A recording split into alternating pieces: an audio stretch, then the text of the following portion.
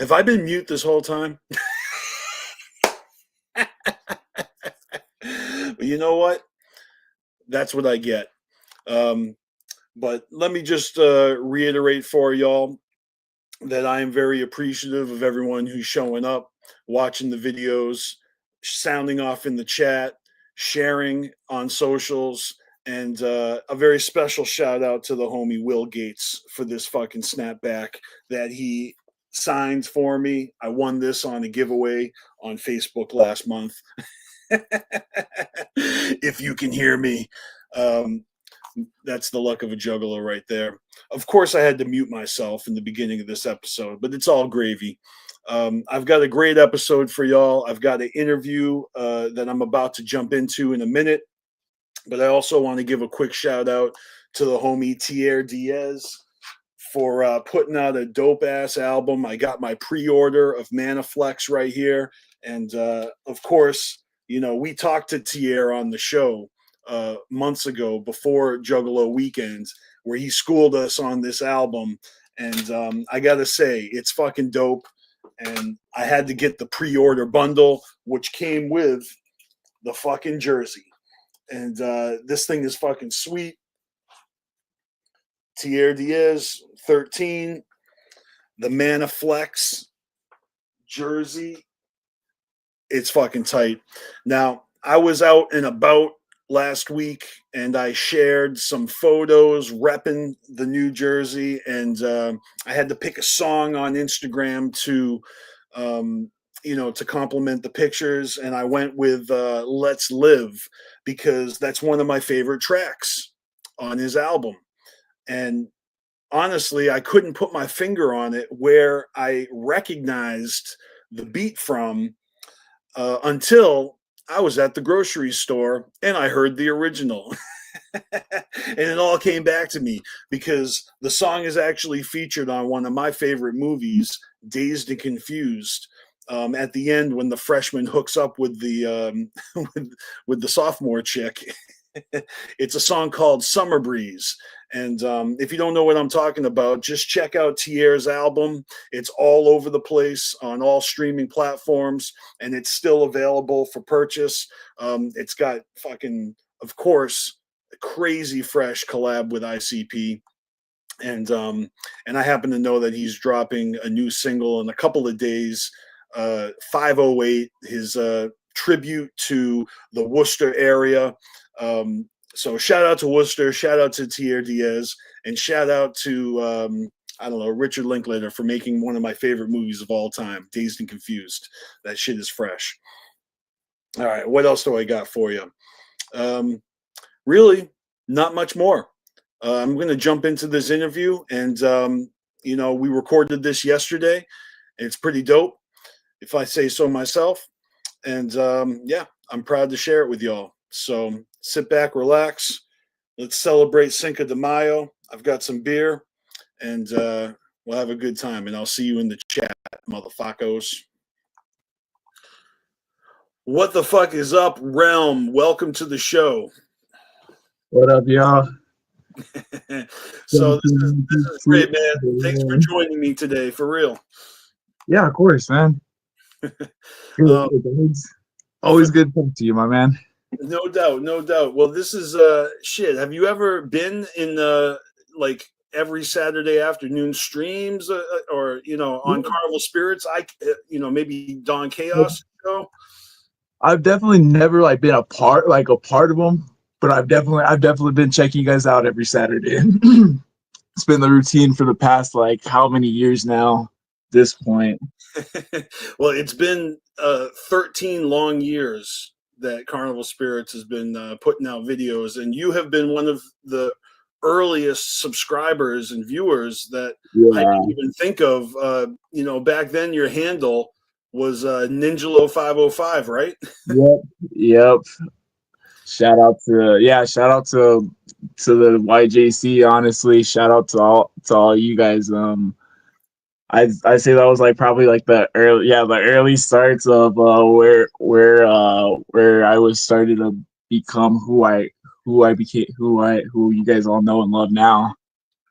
I hear you, and that's fresh as fuck because I jumped into the YouTube, Juggalo YouTube community head first without knowing anybody.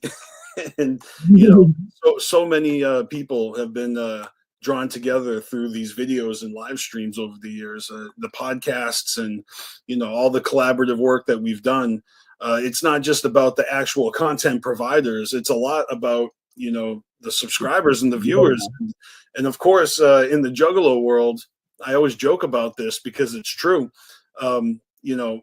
Half the Juggalo scene is rappers. So myself, and I was stoked when I found out that you are now rapping as well. And, so I am dying to hear, the story of, how your rap underground career is going, the label and all that. Yeah. So you got to So, school, man.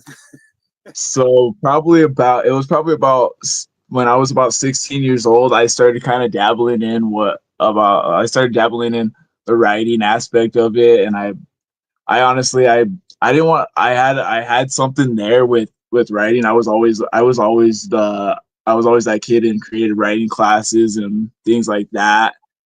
And honestly, and from there kind of took on a life of its own. I started off as a hype man at first. So I started off, shout out to Crypto, the X Out Diamond. He actually was the one that put me on my first stage, actually, back in 2019. Okay. And then I started realizing, I was like, you know what, there's something there.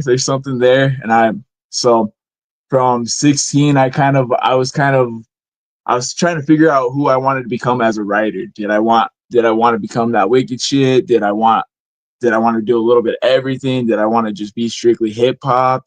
And honestly, I've kind of figured out where I wanted to be as far as that aspect. And I think that's what's been taking the longest as far as getting like something out there for me to bring out to the world, I hear that. Yep. It's been taking me a long time. So this new project that I've been working on with 17 ENT, those of y'all that don't know, I got assigned to 17 ENT about almost 2 years ago at the Gathering in 2023. Okay. I got signed by Seenloke. He's been around the scene for I'd say about quite some time, for about 17 years, I'd say. He decided, he was like, yo, he's like, let's get you a project out there. Like I want to hear something like of your own. I've heard like little things that you could do as a hype man and everything, but he's like, why don't you start thinking about doing something of your own? So eventually I was like, all right. So he was like, I want to assign you at the Gathering. And I was kind of, that was kind of the deal break. That was kind of like the focal point for me was being assigned at the Gathering. Like nothing gets bigger than the Gathering, I think. No doubt. That's fucking rad. So it's not like you were shopping around looking to get signed. You got asked to join the label. 17. Yeah, literally. It was literally offered upon me, and I was like, all right, cool. And so CeeLo brought me out towards the middle of his set on a hot two in the afternoon day at the Gathering. I think it was like a Thursday or something. I don't remember what day it was, but it was really hot. I just remember it being really hot. I was back there helping him change songs and whatnot. And then I believe it was towards the middle or towards the end, he was like, yo, I want you guys to help me, like to help me bring out this new artist. It's his name is RELM. He's gonna be the youngest commodity to our label, and he's also the only 505 artist from this label. And so it's a bunch of Colorado cats. I got to give a shout out to Colorado too, because Colorado has been a big help in where I'm starting to become, like where I'm starting to go and everything. That's fucking dope. And I've seen that you've been going to shows in Colorado. It must be a hike, but in that neck of the woods, it's pretty fresh that you can travel around. Yeah, honestly, and that's been a really dope. That's like where I'm gonna get to. Got to do the float later on, that like a few months later and everything with Scene Loke, and And I remember Scum was actually the one that approached me that night. Shout out to LSP. LSP was like I got to perform the same night as Scum and Smalls One, so shout out to them. Oh That hell was yeah! You're on the float stage out there. Shout out to Tom yeah. Wood. Yeah, shout out to Tom Wood, definitely. Shout out to Tom Wood and Ogre, because that if you haven't ever got to do anything like that, I suggest you go out there to the float. Like, it's a really Man, dope experience. that is still on my bucket list. Haven't made it yet. It is honestly a buck. Like, it's got to be up there. Like, it's honestly a mellowed out gathering. That's the best way I could put it. It was a mellowed That out sounds gathering. like exactly my speed. Like, honestly, like, it's not as crazy as the gathering. You're not gonna see as many buttholes. You're not gonna see as many fireworks going off. It's really mellowed out. I really love it. It's like pretty much a gathering by the river. All right, fucking A, Tom Wood, take my money. Yeah, literally. And so Scum and I kind of had a little bonding moment right there, and Nice. he was telling me he's like, you go to the gatherings, you go to all this cool ass shit. He's like, why don't you come to my neck of the woods? He's like, I'm always coming to your hometown and everything. He's like, why don't you come to my hometown? And that dinged a light bulb into my head, and I was like, he is right. He is right. He does come to my hometown a lot. He does come out. Like, I was like, why don't I ever come out to Denver? I was like, that's like literally like a state away, you know? So eventually, How long of a drive is it? it's about a 7 to 8 hour drive, I'd Oof, say. that's a long drive, though. I mean, Yeah, I don't begrudge you for not making that drive every time, but it's doable. it's definitely doable. And honestly, I haven't regretted my decision of not going to the Denver since. And honestly, yeah, Scum has been like a big part of like who I've started to become and everything. And he's like showed me behind the scenes and whatnot. Like, the Roxy has been like a dope, like, it's probably my second home away from home, you know? It's Hmm. just Yeah, no, I can get that. It reminds me of when I was on the East Coast. Shows would happen, but you got to drive to them. Whether yeah, it's like New Hampshire or Connecticut, Rhode Island. Fuck, I've gone to Pennsylvania, New York, and Vermont just to catch fucking dope underground shows. And yeah, honestly, that type of ninja. Well, I will make that trek. yeah, and honestly, like lately, it's been like, honestly, I like it. Like, these days, I don't even go and check out like what's coming to Albuquerque anymore. I'm like, where can I go? Where can I go out next? You know, Hmm. so Road trips are the shit. yeah, literally, honestly. And so, yeah, literally, I recently started kind of doing shows by myself again. The first glimpse that anybody's ever gonna have of like of a solo realm is gonna be a part of a music video, actually. Okay, that's I what's had up. I had the honors of linking up with a lot of the 505 locals out here and everything, and I got to be a part of a cipher, a 420 cipher. Nice. So I think that's gonna be the first glimpse that anybody's gonna get of what I got coming up in store. Other than that, right now I got a 5 track project that I'm coming out with towards July.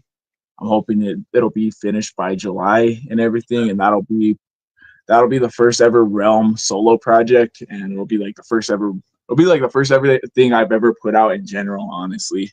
I'm excited. That's fucking fresh. And I kind of have a reveal on the name. It's gonna be Here to Stay, Here because to for stay. 5 years this project has been in the making, and I've had a lot of setbacks, and I've had a lot of like trying to figure out what this project's gonna, because the first one is kind of that, it kind of solidifies what's to come, you know. Your first release is so important to your Yeah, identity, I suppose. yeah, honestly, yeah. And this is gonna be like that, like this is gonna be that one that I feel like I put my heart and soul into this one. And honestly, we're gonna have some lyric videos coming with it. I'm sure there's gonna be an eventual like actual video uh features. I've already talked to you about features and everything. I've already have features in mind that I want for that I want for this project in particular. I do got another project on the back burner right now. It's not really on the back burner, but after this project gets finished and everything, and put my attention towards that enough. It's going to be time to move on to the new project for a side label. Actually, I've had the honor of actually being offered to be a part of as well. And it kind of happened around the same time at the gathering too. It was shout out to Bill and shout out to Lunatics Entertainment, because that's gonna be the home of the second Realm project that I plan to put out. That'll be about seven tracks I plan to have on that one, a little bit longer. And then officially your third album is coming out on Psychopathic Records. Congratulations. Yeah, literally. Yeah. No, honestly, my dreams for that these days have kind of not dwindled down, but honestly, they've gotten realistic. And honestly, if I were to ever be a part of like a major label, like something like that, it would probably be LSP. Honestly, if you know what I mean, I figured as much. You know, you've been repping the L's, you know, for quite some time, because, like I said, you've been, you know, a part of the Juggalo YouTube community as long as I've been. You know, of our videos and whatnot. And I have seen, we've been friends on social media. We've met at the gathering and tons of events around the country. So I've known you for a long time.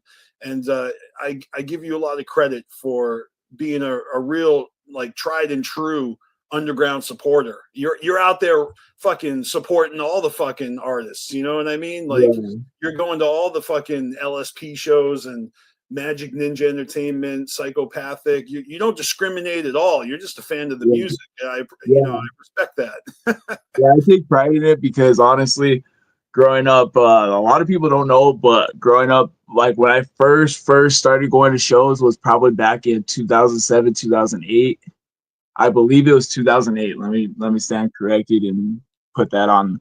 It was 2008 when I first started going to shows. I remember the Tempest tour was in 2007. So right after that, 2008 was about the time of the Opaque Brotherhood. I bring that. I mean, it just before the second deck, but you know, like American Psychos, I think came out. No, that was after Bing Pow Boom. But anyway, regardless, shows were great back then. Yeah, that was like peak. Honestly, I feel like that was like peak, like, shows. Honestly, like my first ever show was Clockwork Gray tour. Oh, that was a great one. I fucking love that album. Yeah, Clockwork Gray tour was my first ever show. I remember being 5 years old and being terrified as shit, because it was just like I had never been to anything like this. It's nothing like when you're watching it. Like, I came up in the time where bootlegging in LA was a thing. Okay. So that was like that was kind of my introductory into like, oh, I want to go to concerts. That was so you watched the ICP bootlegged in LA DVD. And like, oh, I wanted to go there. Yeah, like when I was a little kid, there's like, I could put this on my hatchet. There's pictures of me with a microphone watching that stuff, like watching bootlegging in LA. I have to find these somewhere, but yeah, they're out there somewhere. And yeah, I guess from like, I don't know, from what I've been told is that I've always had an infatuation with the hatchet, or just with the underground in general. And so if you're watching Juggalos on YouTube, like myself and my peers here, you know, you got to be down to put up with that tomfoolery. And like, honestly, it became like, and I remember getting older and stuff, and shows just became like, it was like a thing where I was like, I want to go to more shows. More shows. Believe it or not, my first ever show, I started to cry because I didn't know what I was getting myself into. Little 5-year-old me did not know what I was getting myself into. Tears of joy. Yeah, I started to cry, and I was like, and they were like, I remember my aunt in particular, she had me on her shoulders and stuff. And she's like, look, it's Blaze, it's Blaze, it's Blaze. And finally my tears like dried up and everything. And I finally looked up at the stage and I seen Blaze. And I just remember that all that feeling, like that feeling of like scared just all went away at once. And I remember seeing Blaze and ROC up there, and it was, yeah, that was some memories for I sure. mean, they really do present as scary, you know, with the face paint Yeah. and the blood and the you know, but when you see him in person, he really is a gentle giant. Yeah, like legit. And then after that, it was Toxic Terror Tour. I remember that's when I had first met Scum and like pretty much all of LSP at that time. I remember Dark Half was, yeah, I remember meeting Dark Half and Smalls. Shout out to Smalls. Mm-hmm. What was that? I remember meeting Esham even back then, Right on. and we met ABK. We even met ABK. This was like I think a little before he had came back onto the label, because I Right, because remember. he left and came back and then kind of Yeah, left. yeah, he was kind of, yeah, it was kind of like in between that weird, yeah, because yeah, I just remember he was doing a show at Scum and everything, and then we had saw Opay Brotherhood tour a little bit after that. And Opay Brotherhood tour, they were still banned from out here. Any of my ninjas from out here, they'll tell you that they were still banned from out here when they did that show. They had like literally no hatchet mans on the promotion or anything. Like literally like anything like psychopathic was not promoted. It was just like it literally just said Dark Lotus.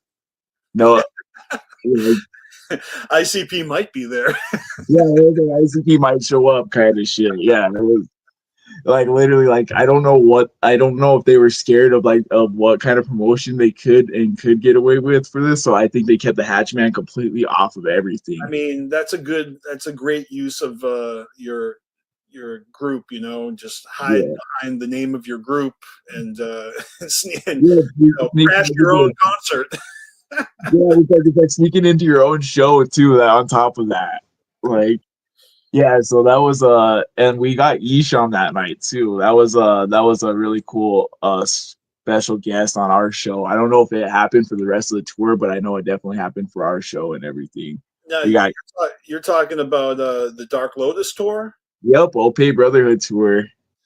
I don't remember but I remember when Isham started, you know, touring because he Yeah. wasn't touring a lot back in the day. I feel, but he started doing it more and more. And I went as many times as I could.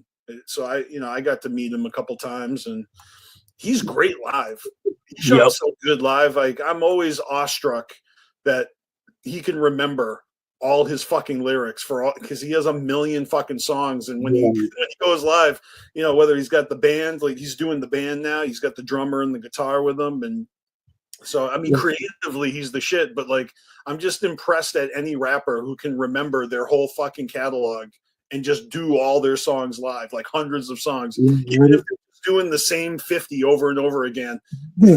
It's Oh still my fucking god, that's our man.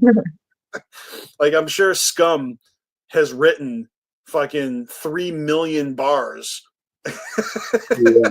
at this point. Yeah, honestly, and it's like it's really surprising because yeah, with and shout out to Esham because Esham has been like one of the biggest supporters in my like my whole life. Like since the day I met that guy, he's always remembered who I was, and like but I salute him. He's been a big part of like who I became in my personal life and everything. He was such a good like role model. Like I remember when I came up and I told him I was starting to do music and stuff, and I was like telling him I was like I want to be able to open up for you. He's like, you got to dream bigger than that, doggy. Like he straight up told me he's like you gotta want to sell like 1 million records. He's like I want you to do better than I do. And like that's the kind of person I wanted in my life, and that's what I realized. I was like that's my dog. Yeah, that's great advice, though. You know, it's that old saying: "Shoot for the moon, and Yeah. you'll hit the stars," or something like that. Yeah, he was like honestly like till this day like he will hit me up personally and he'll be like, "Yo, you all good, D?" Right. Like yeah, he's one of them people that I've been super humbled like that I get to know in my personal life, you know? I would say that Isham is one of my favorite uh, artists to follow on social media because his social media is like he's a real influencer, and Yeah. he edits his videos sometimes, and sometimes he's just talking into the camera, but he'll talk into his fucking phone and blast out like 20 fucking short videos, like part 1, part 2, or just all random shit. I mean, he just he loves to share game, you know. He's he's always impressive to me, in the sense of, you know, he disappears and you just know he's hard at work creating something fresh, and then he emerges and he fucking has all this shit to say, or and, you know, he's just promoting his next project, and he's got, what's it called, the golden age, is that what the it is? golden age. Yep, the old golden age is coming. He's doing that tour. I don't know if that's coming around your area. He's not coming around my area, so he is definitely not. He's definitely not. I hope eventually that we get another Esham down in this area, this neck of the woods. But well, I mean, don't think, you know, he just constantly self promoting. So yeah, I'm sure yeah, he'll you know, do more tours, especially when the album comes out. yeah. Shout out to real life, because Esham, he's definitely a hustler, and honestly, like, that man's work ethic is like no other. Like I take pride in like in being influenced by Esham. Like I literally, I'll be bumping that at my work. I'll be bumping Esham at my work, and people are like, "Who is this?" And I'm like, the golden, like, it's the golden goose, literally. Like, honestly, literally. Yeah, I can say that about a bunch of rappers. Esham is definitely one of the hardest working out there, and you know, it helps that I enjoy his music too, because there's plenty of hardworking artists out there that I just don't care for their music. It's not for me. Not to take away from their hustle and their work ethic. So I can't be a fan of everything. You can't, you really can't, and like it's really hard to. And I've honestly, like, even with it's kind of, it's been a thing. It's been a thing with me where I've been going back to my roots. Like, I've been going back to like remembering who put me on, and that was Esham, and that was LSP. Like, because these were all cats that I watched, they all kind of watched me grow up, and I watched them kind of grow in a Yeah, lot of well, I sense. mean, LSP's been around for over 25 years, or 25 years. Yeah, 25 years. Yeah. Shout out to 25 years of legacy. Yeah, I'm 20. Yeah, you've been a fan for so long. I wouldn't say that I was a fan early on, but Yeah, I remember when LSP started. You know, when yeah. When you know, I he even just consistently fucking built that label up so yeah, big. It's, and you know, people that come and go. I mean, maybe it's just short contracts or whatnot, but it's pretty fresh. a lot of people don't realize that. Yeah, a lot of they've had like some dope ass talent on their label. Like, that's where Darby, of course, a lot, like, that's the more famous one, is Darby right now. Darby Ochoa has came out of the LSP workshop. I'm a fan of Class, and I've met him. He's a homie. You know, shout out to Class. He's been putting music out with LSP for quite some time. Yeah, as long as I can remember, honestly. Yep. Shout out to like the past members and everything. Like, everybody always remembers Dark Half. Shout out to Dark Half, you know. Everybody always remembers the classics, Dark Half, Smalls One. I think it's kind of hard to forget. Insane Poetry, you know.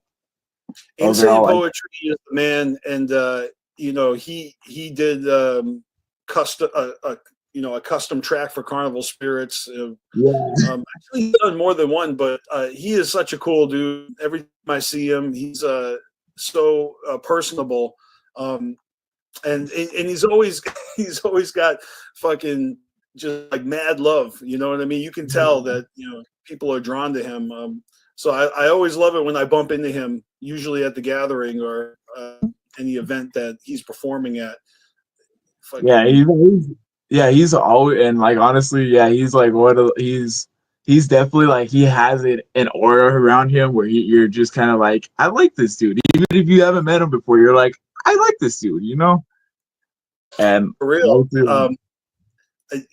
I know he's been putting out a lot of music recently. I mean, all of them are over there, but we got that new horrorcore album and Yep. of course they're doing, they're always in the studio. I saw that in poetry was recording, and he's like, "Hey, if anyone needs any verses, I'm in the studio right now. Hit me up." I mean, he's constantly grinding, man. Like,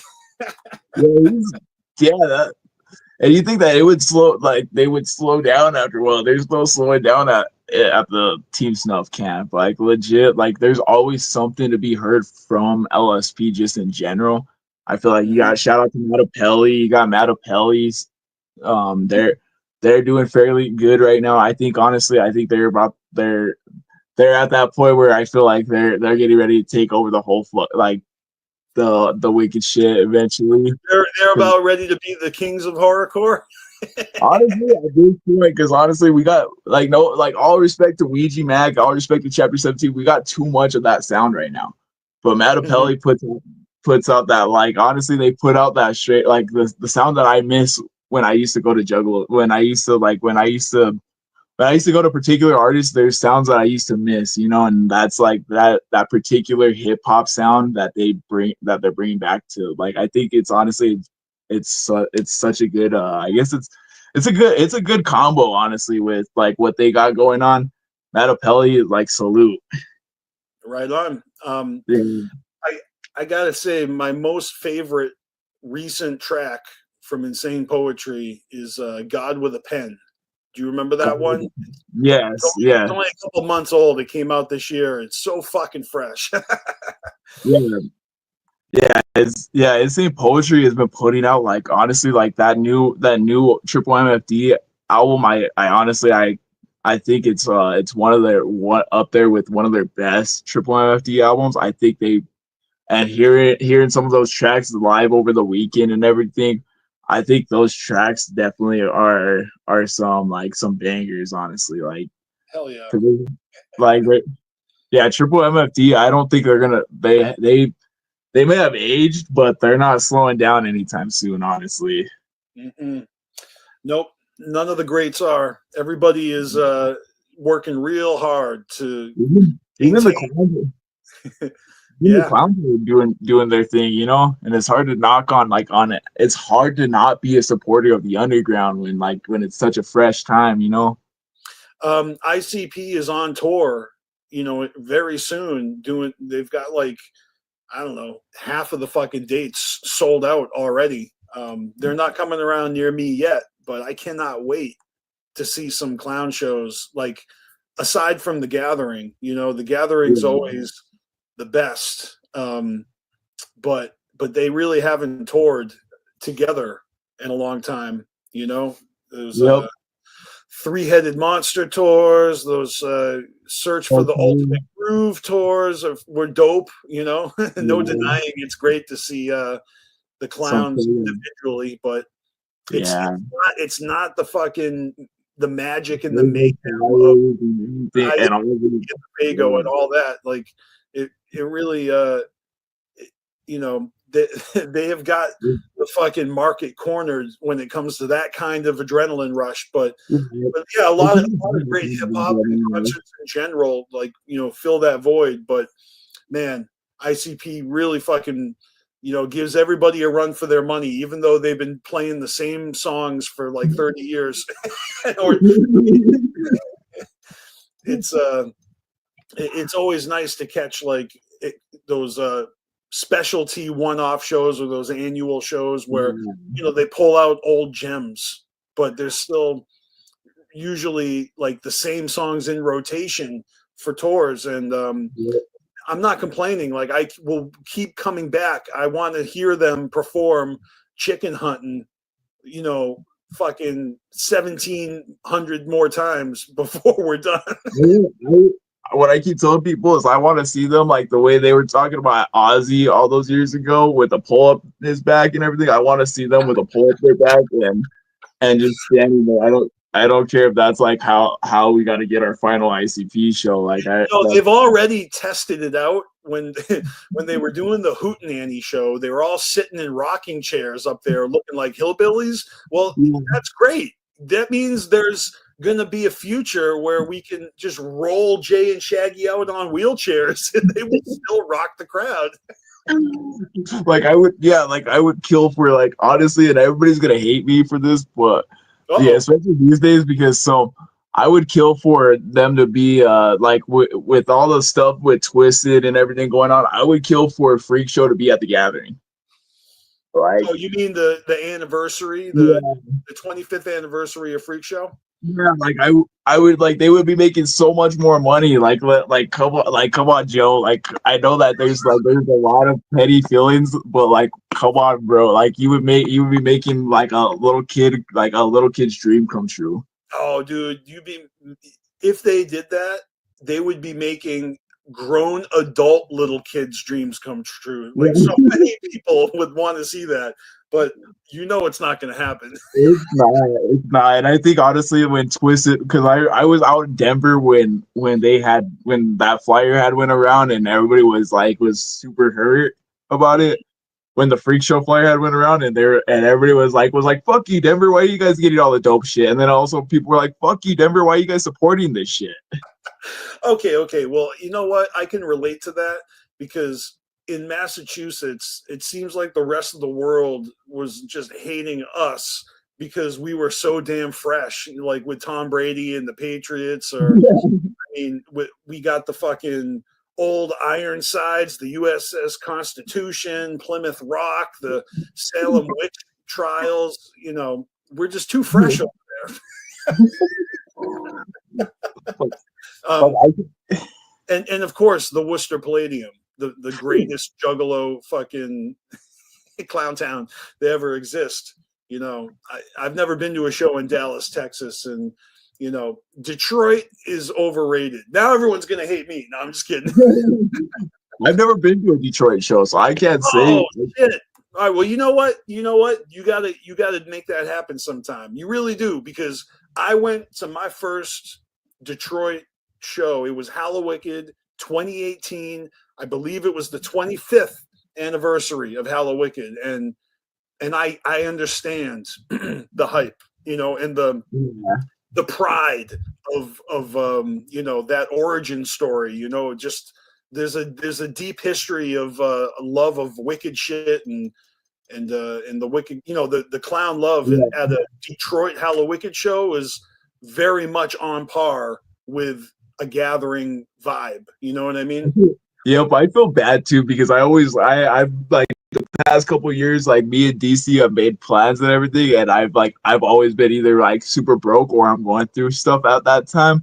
So Mhm. I ended up not being able to make it. And I feel bad too because I'm like, me and DC will be like, yo, you got to get out to Halloween. Are you coming out? And like he'll be super excited, and then I'm like, yeah, I'm not gonna be able to make it out this year, Psych. dog. Yeah, dude, I feel bad. I'm like, I'm sorry, I didn't mean to trick you, you know. Yeah, didn't But mean to like, trick you. yeah, Yeah, but the Juggalo weekends, that move around all the time. yep, I mean, actually, Hallowicked's moved around too, but yeah, ultimately being in the same fucking city. yeah, Oh, that reminds me. But I was going to say the Juggalo weekend that moves around, more of a traveling circus yeah, experience where Juggalos um, can celebrate Juggalo Day, even if it's like not on the day.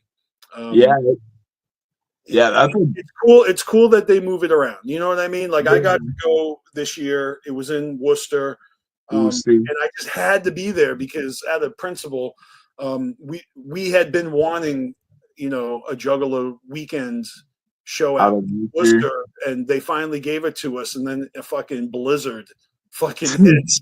It was kind of almost borderline miserable. I mean, nothing could stop the freshness in the venue. It just Yeah, didn't really lend itself to proper after partying and whatnot. Everyone was fucking wet and cold, and nobody wants to stay around for that. Yeah, but it's challenging. It makes sense that Juggalo weekend be like more of a West Coast or a Southern yep. state thing.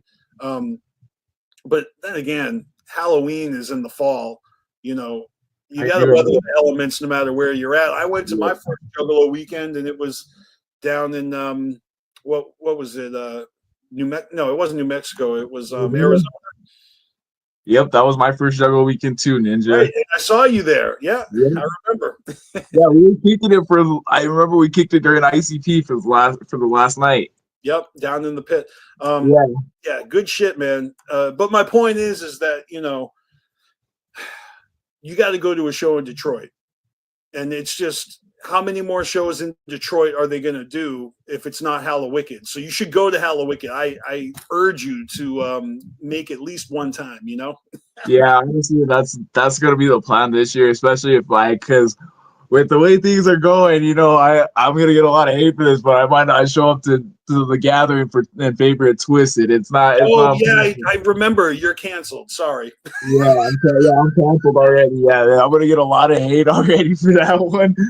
Well, look, I mean, there's a reason why we say if you don't gather, you don't matter, and enough said. I'm like, man, you guys put me in. Like, if it was just a normal Twisted show, trust me, I'd be like, yeah, let's go to the gathering. And like, honestly, if it was any other album, I would probably unfriend you on Facebook as well. No, but Freak Show is a classic. It's a Juggalo classic. Look, can we go back in time, in the Wayback Machine and think about 2000? Before I was even born. Okay, you weren't even born yet. So before Realm was even born. That's fucking crazy. Think about all right.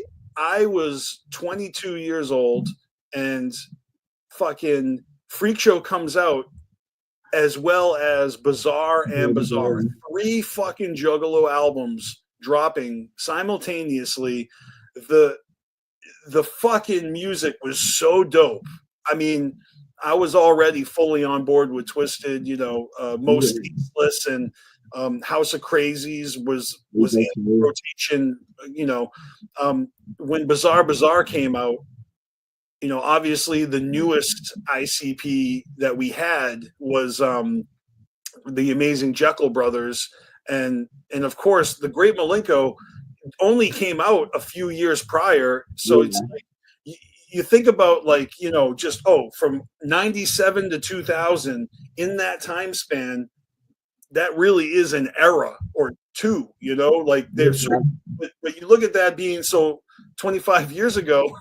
I mean, there's been like a million other fresh eras since then, but back then it felt like it was the golden years, you know what I mean? Because all you had except for that was the fucking Riddle Box, Ringmaster, Carnival. I mean, shit. Like even Forgotten Freshness as a release, just full of all the Halloween tracks and all the Shaggy solo stuff and the collabs with 1 and 2. Yeah, those CDs were so fucking dope. It's like I remember not just discovering ICP's music and loving it.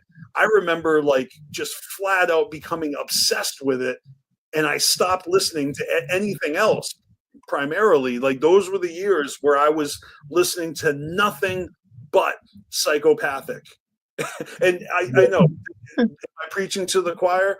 Because a lot of people did that back then. It's just that the underground has grown so much, and there's so many other artists that are getting their due.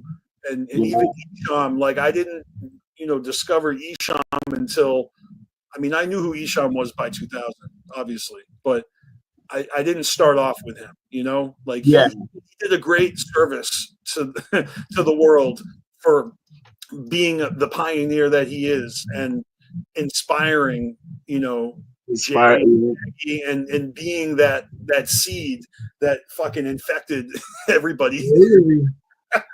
Yeah, I don't think Esham, there's sometimes where I'm talking to somebody and they'll be like, Esham's alright, and I'm like, get out of here. Get out of here. Like, look, you're only as good as your most recent. I mean, look, dude, it's so whack that there are so many living legends in hip hop in general that they don't get their flowers. You know what I mean? Like people that were rapping in the 70s and 80s are still alive today and probably can't even like sell out, venues and stuff. Like, I don't know what I'm trying to, even prove with that fact, but it's a fact that, you know, people get slept on, you know, even though they are held in very high regard to the ones that know, you know, to the real ones, to the OGs or something.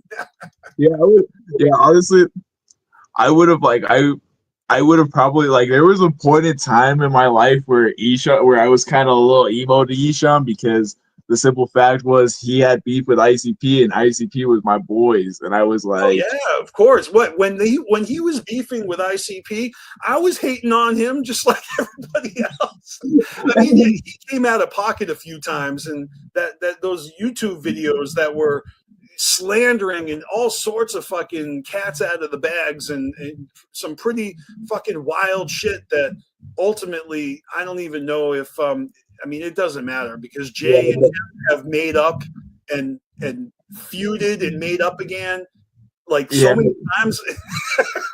yeah, honestly, at this point, yeah, they kind of like like an old married couple, Which is really hilarious because, you know, Twisted and ICP, I don't believe will ever resolve their issues, and yet Isham and ICP have totally resolved their issues multiple times, despite there being entire fucking diss albums made about the clowns. Like the fucking, I can't even remember what it's called.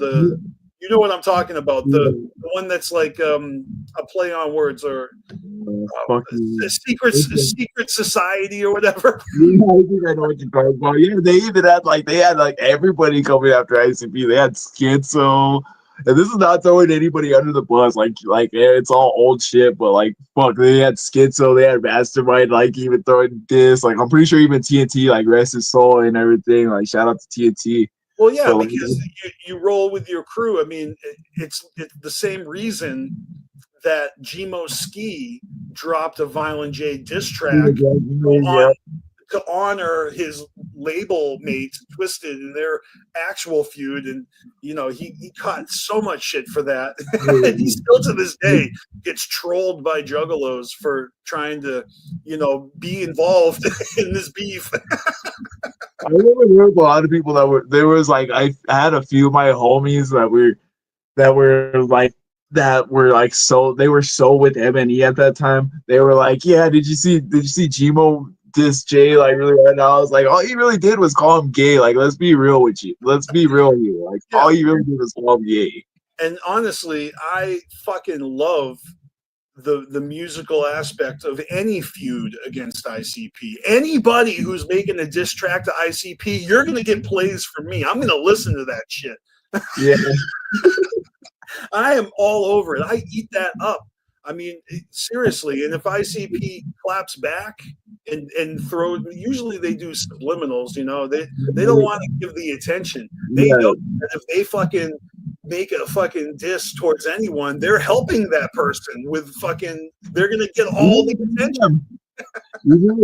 Like, look at Please Don't Hate Me. Please Don't Hate Me. Honestly, anybody could fight me on this one, but Please Don't Hate Me is the greatest diss track of all time. Like, he like literally, I think Jay, like you wouldn't even know it's like I think DC Figure pointed out that you wouldn't even know it's a diss track up until the end. Like, there's a reveal at the end that is like, you know, oh, by the way, this is all about you, Eminem. Ooh. It's like honestly, like I think that's such because even growing up when I first like could remember hearing that track, I would have never ever thought it was a diss towards Eminem. And at the time, I didn't know on Bazaar, you know, it's at the end the hidden tracks at the end where they're doing your mama jokes and all the skits and everything hidden. I fucking love that shit. Yeah, I didn't even know who Eminem was when I first started getting into like I didn't know who the fuck Eminem was. Like really, that is the sign of a true underground head. Let me tell you, because the whole world was on Eminem's nuts. I mean, I remember when Eminem debuted, you know, and My Name was all over MTV. The MTV was still a thing back then, or at least they used to have these music channels, you know, that would just play. They would actually play fucking music videos and stuff, and just the wordplay and you know the catchy doo-doo-doo.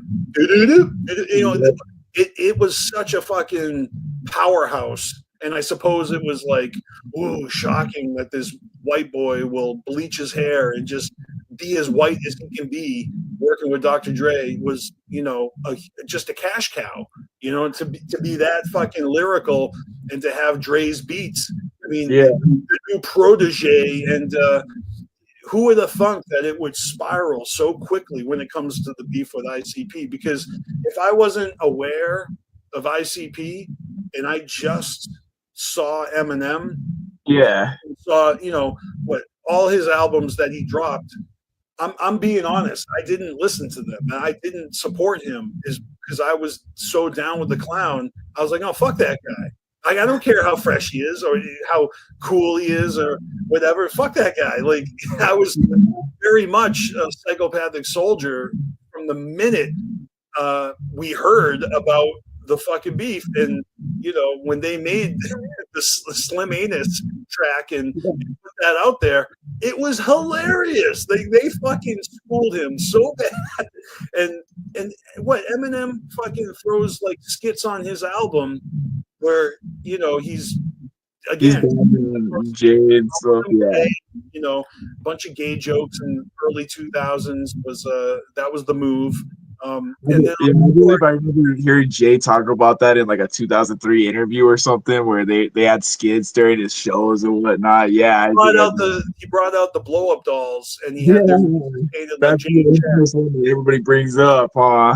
So my thing is that ICP had no problem fucking blasting Eminem because Eminem's fan base was so much bigger. They weren't giving him any more attention. I mean, they were, but it was the other way around. Eminem was giving ICP attention every time he made fun of them.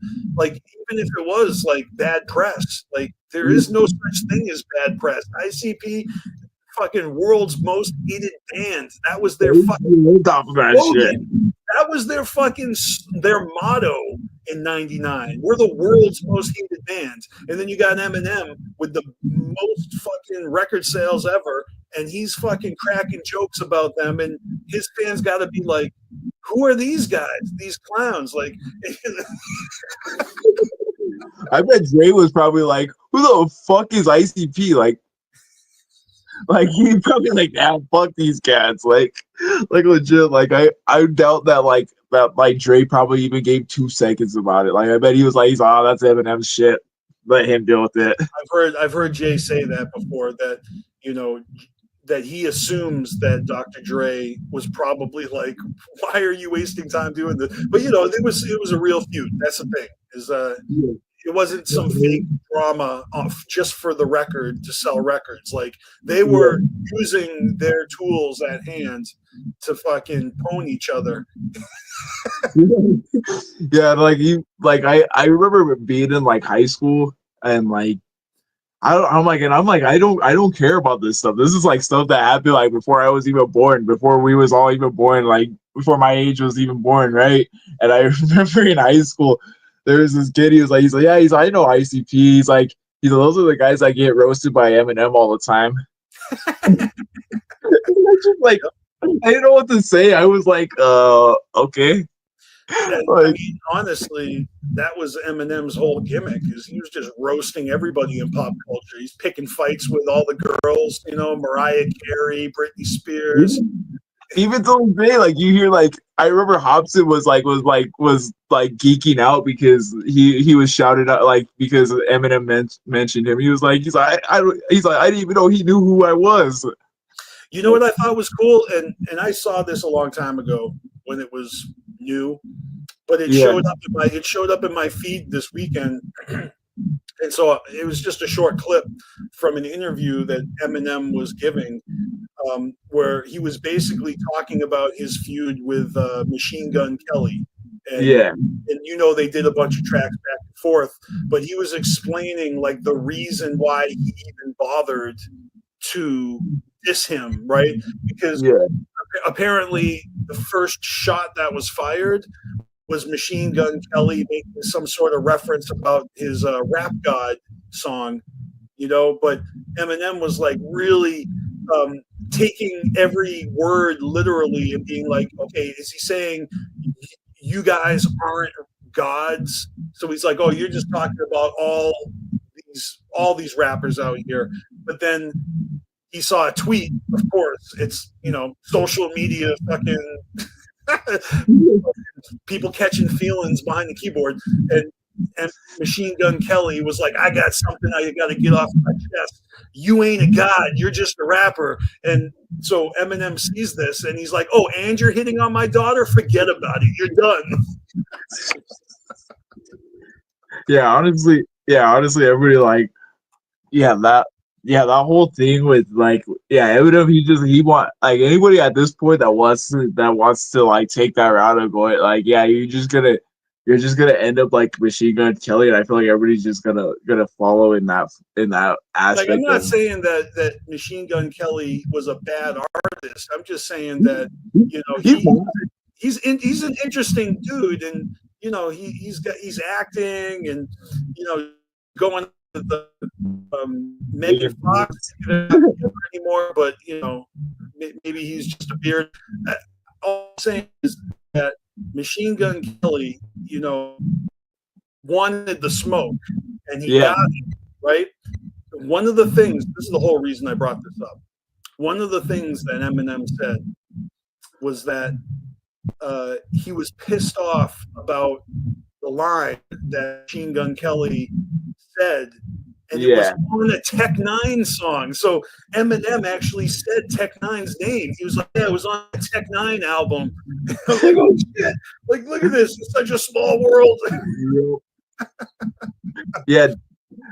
Honestly, with that, that's kind of hilarious too, because like honestly, and you wouldn't be surprised if they know of each other, you know, like because that's like, because honestly, I wouldn't be surprised if Tech Nine's on Eminem's radar or something, you know.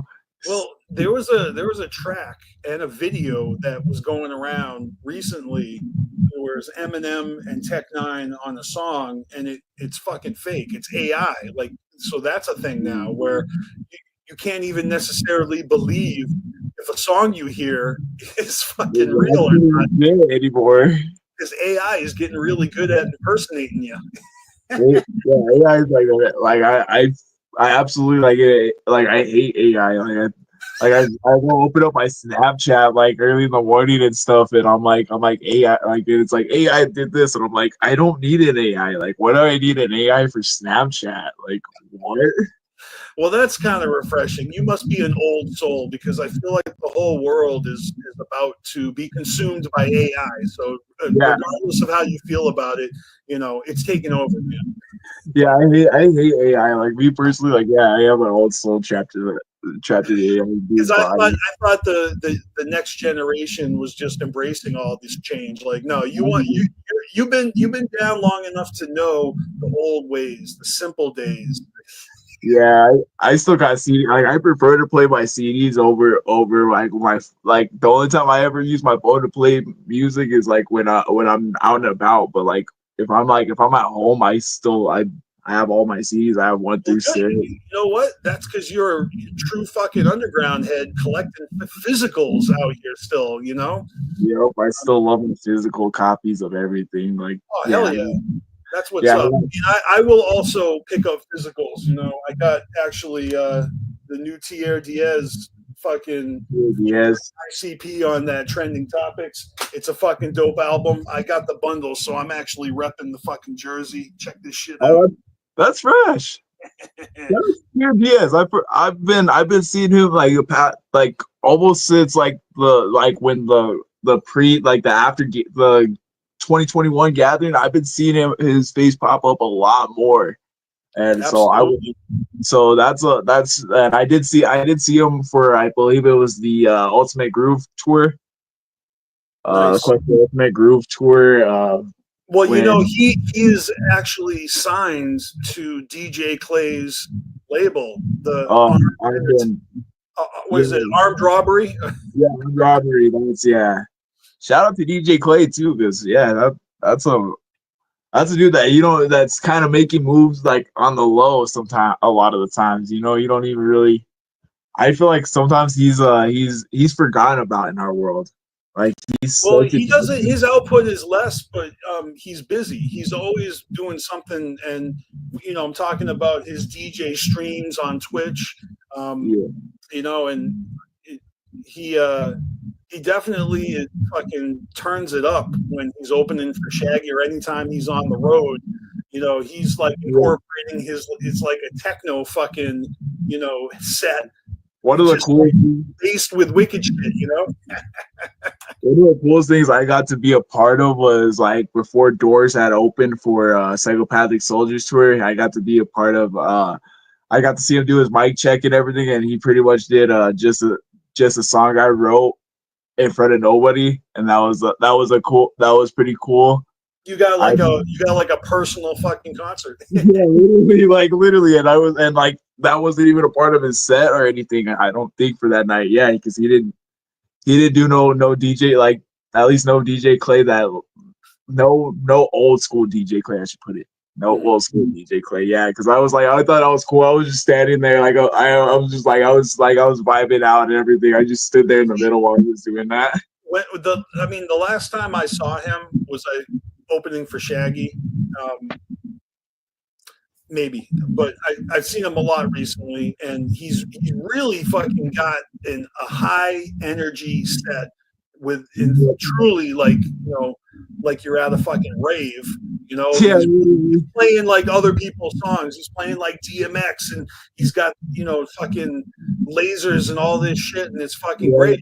So if you're there for vibes, it's fucking off the chain. But if you're there because you're a fan of DJ Clay rapping, you gotta wait for like 20 minutes before he does all that shit before he actually gets on the mic and starts spitting. Yeah, man, it's not like back in the day when he used to when that's like he would throw some psychopathic hits on and he would start doing his stuff in between. Mm-hmm. Honestly, those were I remember.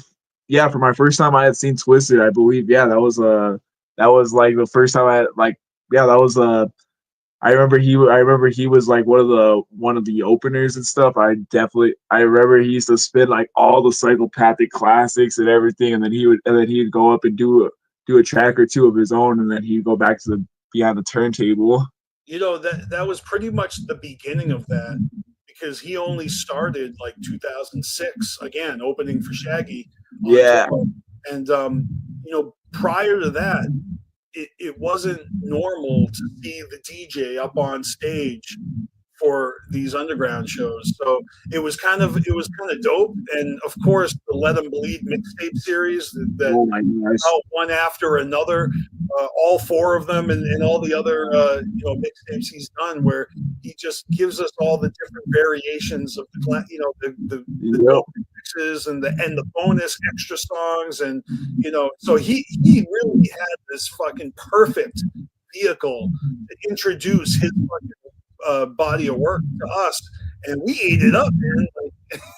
Because I'm a huge fan of mixtapes. Honestly, yeah, like Let 'Em Bleed, like I was telling DJ Clay this, Let 'Em Bleed was a big, like, honestly, believe it or not, Let 'Em Bleed Volume 3 was my very first ever CD I had ever picked up. Nice. Like, literally, I had bought, my aunt had asked me one day, we were at Hastings when Hastings was still around. I remember we were walking around and I was like, I want this. And she looked at me and she was like, are you serious? And I was like, she's like, out of anything else, like, this is what you want. I'm like, yeah, that's what I want. I'm trying to remember which cover. That was the one with the 007 cover on it. Oh yeah, the James Bond fucking spook. Because then the one after that is all the superheroes, right? Yeah, the one after that, it's all the superheroes and stuff. But I remember I begged and pleaded for my aunt and my uncle to give me that box set, even though I already had like pretty much like half of those CDs in there. I begged and pleaded them. Like 6-year-old me was like, please, please, please, please, I need this. Oops, and like, yeah, it was like I begged them for about a week straight, and then they finally caved in. And they're like, I remember coming home after school, and they're like turned around, And there was that beauty waiting for me after I got home from school. I was like, "You guys did it!" Yeah, that was honestly cool childhood memories, and I want to shout out DJ Clay for giving me a lot. Like those were bumped religiously for about 3 years.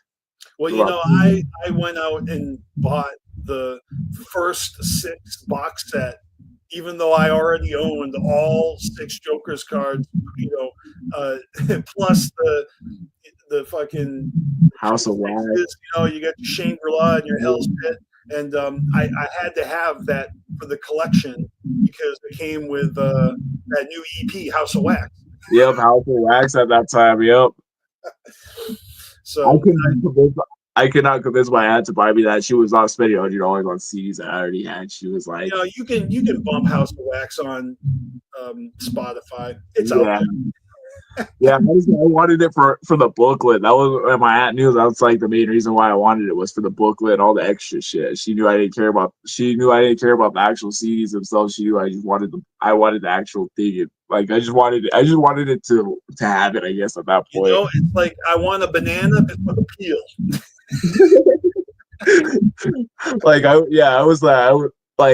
I bought Shangri-La like probably like 5-6 different times, and I had my aunt buy them each 5-6 different times, and she was getting pissed off because it was the same fucking variant. She's like, "This one again?" Yeah, and like literally, I was hoping for the concert because I remember seeing the concert, the Gathering concert, and they were all the Seminar, and I don't know what the odds were. Oh shit! Well, I think that there was like a little sticker that told you which one you were getting. No, honestly, I think little me was like, all right. Oh man, you're treating these CDs like they're Easter eggs. You crack them open, or you know, a box of chocolates where you never know what you're gonna get. Yeah, I remember for Hell's Pit, I had both of them, and I knew which one I had. I was like, I got both of those guys. Well, yeah, with Shangri-La CDs, I didn't know which one I was getting. I was like, and then I remember I pop open that second disc, and I was like, oh, this is gonna be the concert. And then I get home, and it's loading up the Seminar. I was like, Damn. Well, I bought 6 copies of the Wraith because at the time they actually they said if Juggalos go out and buy 6 copies of the Wraith and give them to 6 people to like spread the word for the the 6 Jokers card, and then if you sent in your receipt from it shows that you bought 6 copies, they would mail you a free CD-ROM of I believe it was the Shaggy Show. And I mean, I could be wrong because it might have been a different like thing to enter. Yeah. But I got that Shaggy Show CD-ROM from doing that, from mailing the fucking. I think they called it Ray Day. Yeah, to be a Juggernaut back there. The missions, but there's a picture of me holding 6 copies of the Wraith, Shangri-La, and I gave them to 6 different friends, mostly college friends. And I have no idea if the music resonated with them at all, or if they cared, or or if they were like, "Oh, thanks," like because a lot of my buddies back then, I brought them to ICP shows. I would bring my college friends to ICP shows back in the day, and everybody had a great time. But it's they didn't like juggalos about it. You know what I mean? But they definitely had fun. That's how I am these days. I bring a lot of my college homies or like some of my homies from work. They'll be like, "Yo, let's go." Yeah, I remember ICP would come around like 3 times minimum every year, in the late 90s. Because they would go to different venues in New England. So I would drive, all the way down to Rhode Island to catch the same fucking show that I saw 2 days prior. That's a juggalo life, though. That's the life of a juggalo. And so it was fun. Like some of my college friends would tag along, and they were just curious because they saw how down I was. I mean, when I was in college, that was very intense fucking dedication back then. You know, that's when the gatherings hadn't even started yet. You know, it wasn't even the family era yet. Pre-fix. Yeah, it was just go to fucking shows, fucking have the time of your life, get up on and fucking like a riot, you know. Yeah, to be a ninja back then, yo. Twisted shows were just as fucking dope. They weren't as fucking wild because you know they weren't fucking riots and Fago showers, but I went to every fucking underground show that I could. Any psychopathic show that came around, I would go. And you know, I usually have like 2 or 3 homies, you know, tagging along just for the fucking experience, you know. Yeah. I probably got separated with them as I'm like up in the pit, and you know. Juggalo. I put Fago fixed. That's what I feel. I feel like a little kid. Every time, like I say, I'm not gonna get up in there. I'm like, I see Fago, and I just automatically I run towards the Fago. I'm like a moth to the light. Yeah, literally. I was showing the bag for like the last time I saw ICB was last year out at Juggalo Weekend out in San Antonio. I was showing on the back and the smell of the rain came on and they started doing their thing and everything, and I was like, you know what, that doesn't sound like a bad idea right now. And I ran down there and I ran down and I was like, you know what, I was like, I haven't ever been this close up for a clown show. So I went up into the front and everything and I got the full for 2 nights in a row. I decided I was like, you know what, that's gonna be my spot for 2 nights in a row. I sat up and I chilled up in the front for the entire 2 weeks, or well, not 2 weeks, but 2 days. Yeah, both days. Yeah. Now, wait, is that the one? Did you talk about Texas? Was it Texas? Yep, Texas. Yep. For last year.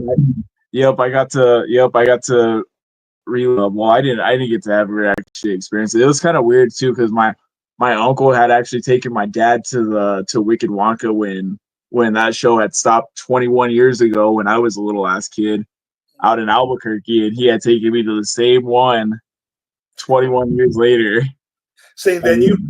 Yeah, it wasn't the same venue or anything. It was the same like show, I guess. Oh, they were doing the Willy Wonka. Gotcha. Yeah, the Willy Wonka show. Yeah. Right. Gotcha. Yeah, so he kind of was like, yo, I got to share this moment with your pops. He's like, now I'm getting to relive it with you. Hell yeah, that's fucking special.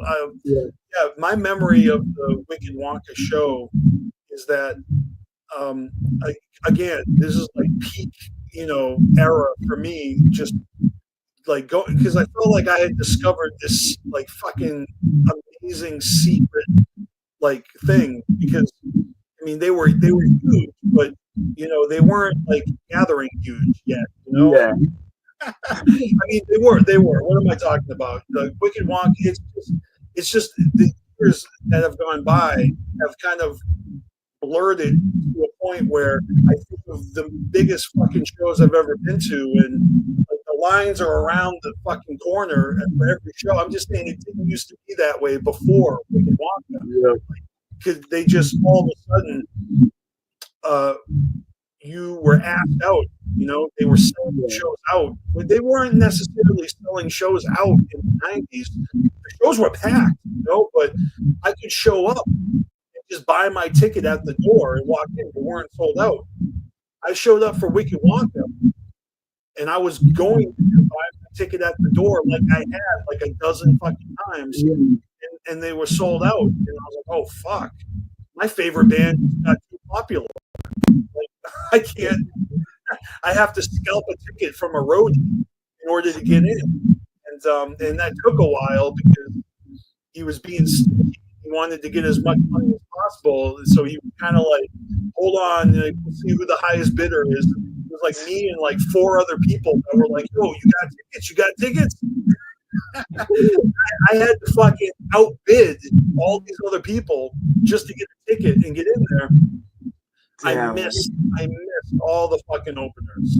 Like, I missed all the openers. It was Bone Thugs and Harmony, Cottonmouth Kings. I missed all of it. And I got in there right as ICP started their set. So it's like, hey, that's all that matters. I don't miss the fucking clown show. But you know, obviously that was wildly fucking popular. That fucking whole lineup. Yep. I don't have that memory of seeing all the openers, and so maybe I missed out on like falling in love with those artists when everybody else did. You know, a lot of people got turned on to Tech Nine because of that tour, and I mean, I eventually saw Tech Nine. You know, Tech Nine Gathering. I've been to Tech Nine shows. He is a powerhouse, man. But like, I've been to many Tech Nine shows. Yeah, he is so popular, and then Juggalo's kind of it's weird when like someone else's fan base embraces you. You know what I mean? Like, and I think that there was a little bit of a feud between Jay and Tech Nine for a minute. Like, they talked about it in podcasts. They aired it out publicly. And I think Tech was just talking about it like probably a few weeks ago about how it was like how he didn't want it to get like more than the music. Yeah. And how he was like how he kind of got death threats from a lot of ninjas and whatnot, and he was just like, "Yo, this has gone a little bit too far," Juggalo's take it too far, and they be threatening all of ICP's enemies. Even fucking Tech Nine got smoked too from like and he actually like deserved a little bit of it. I mean, he's on fucking. What was he on? Like Eminem's radio show talking about trains and gathering. I think he was on Hot 97. Yeah. He was talking about some interesting stuff. I hadn't been to the gathering at that point. I think I went to the gatherings where they were the newer gatherings. I went to the newer gatherings. I didn't get to experience all the older gatherings, like the ones from 15 years back at Hog Rock or anything like that. So those were the fucking years, man. I mean, it was just truly fucking a moment in time. And I'm trying to go to every gathering I can, for the rest of my life. Honestly, that's where seeing a Family Underground was what made me want to go to the gathering. I remember seeing that like a little bit after I started going to shows. I remember somebody showed me. I think it was one of my uncles had showed me Family Underground, and I was like, we got to go there. We got to go there. And there was a few times where it was in the talks, and then they kind of looked at me and they were like, "You can't bring the little him out there." Like no. And then there was a few talks about it. Like I remember being 10 years old, and it was almost a thing, and I was like, yes, I'm going to my first gathering at 10 years old.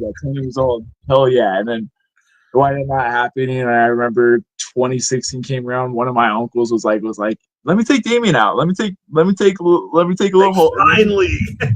And I'm over there like, yes. And I got denied. And then next time. So then all these years go by, and I remember 2021 had hit, and I had just graduated. School, like high school, and I was like, I wasn't getting ready to start college just yet until after the gathering. So I was like, and I remember it was being brought up to me. They were like, "Yo, we got let's go to the gathering. Let's go to the gathering." I was kind of thinking about it. I was like, at this point, I'm old enough to kind of handle my own. I was like, at this point, like this would be the first adult experience of my life. Going out of state and everything. I was like, I think I handle something like that. I mean, and if I'm not wrong, that's when we met in person for the first time, right? Yeah, that was where we met for the first time in person. That was 2021 gathering, I believe it was. Yeah, that was that. I remember that being special because when COVID shut the world down in 2020. The first year there was no gathering. I mean, and that is to say, like a lot of things in the world didn't happen in 2020. So it's not like unique to Juggalos, but the Juggalo community has been like relying on the gathering is almost like a emotional, spiritual battery charge, and when you don't get family tradition, family reunion, just made 2021 feel that much more fucking special and like needed. You know what I mean? Yeah. And honestly, yeah, I was like, you know what? I was like, we gotta go. And I just remember like feeling the excitement, like, holy crap, we're going to the gathering, like. And I remember I had told my house I finally did what I said I was gonna do when I was a little kid. I was like, I'm gonna go meet ICP at the gathering. And I finally did it. Nice. And So I did you can't. get to do Fago Armageddon? Did you do the VIP experience? I did Fago Armageddon. I've managed to do Fago Armageddon. Like I've gotten up on stage every year, and that's what told me that I was like after the gathering, I was like I looked at all these stages, like I could jump this. If I jump the gathering stage every year, this stage ain't nothing. Not a problem. Yeah. Man, what must be nice to be young. Not to say that I can't do it either, but you know, there's something to be said about going to Juggalo shows for like almost 30 years. Because this year I have celebrated my 29th year being down with the clown, which is insane. I I always celebrate on Easter Sunday because that's when I was first introduced to music. But it was on Easter Sunday that I was introduced to ICP's music. And, you know, Easter Sunday is on a different fucking day every year. So technically, this year, April 9th was the anniversary. Even though this year, Easter Sunday was on 420. So, you know, it's like a spiritual anniversary.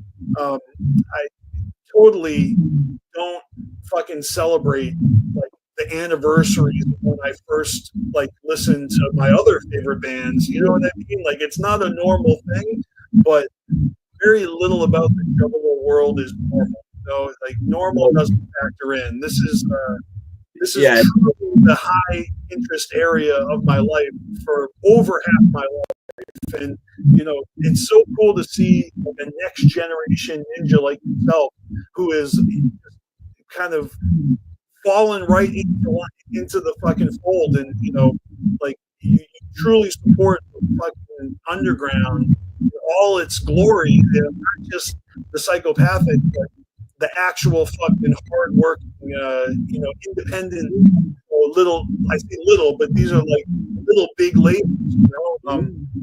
It's inspiring because I feel that a lot of people my age, a lot of older ninjas, first deck ninjas, sometimes get stuck in a mentality of they're not open to the new stuff, or you know the growth, or just the, you know, they kind of just have this fucking very specific thing they like.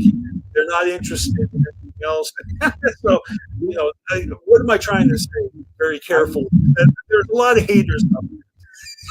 I appreciate that. Like, I really do appreciate that, especially coming from you. You know, because you're definitely an OG. I definitely consider you like an OG. When I talk about like OGs in like the Juggler world, I'm like BC is the first one that comes to mind. You know, like honestly, yeah, I've tried to carry on what was given to me and what was like, oh, because like honestly a lot like my aunt and my uncle, they can't go as hard as they can at shows anymore, like the way they used to. I feel that.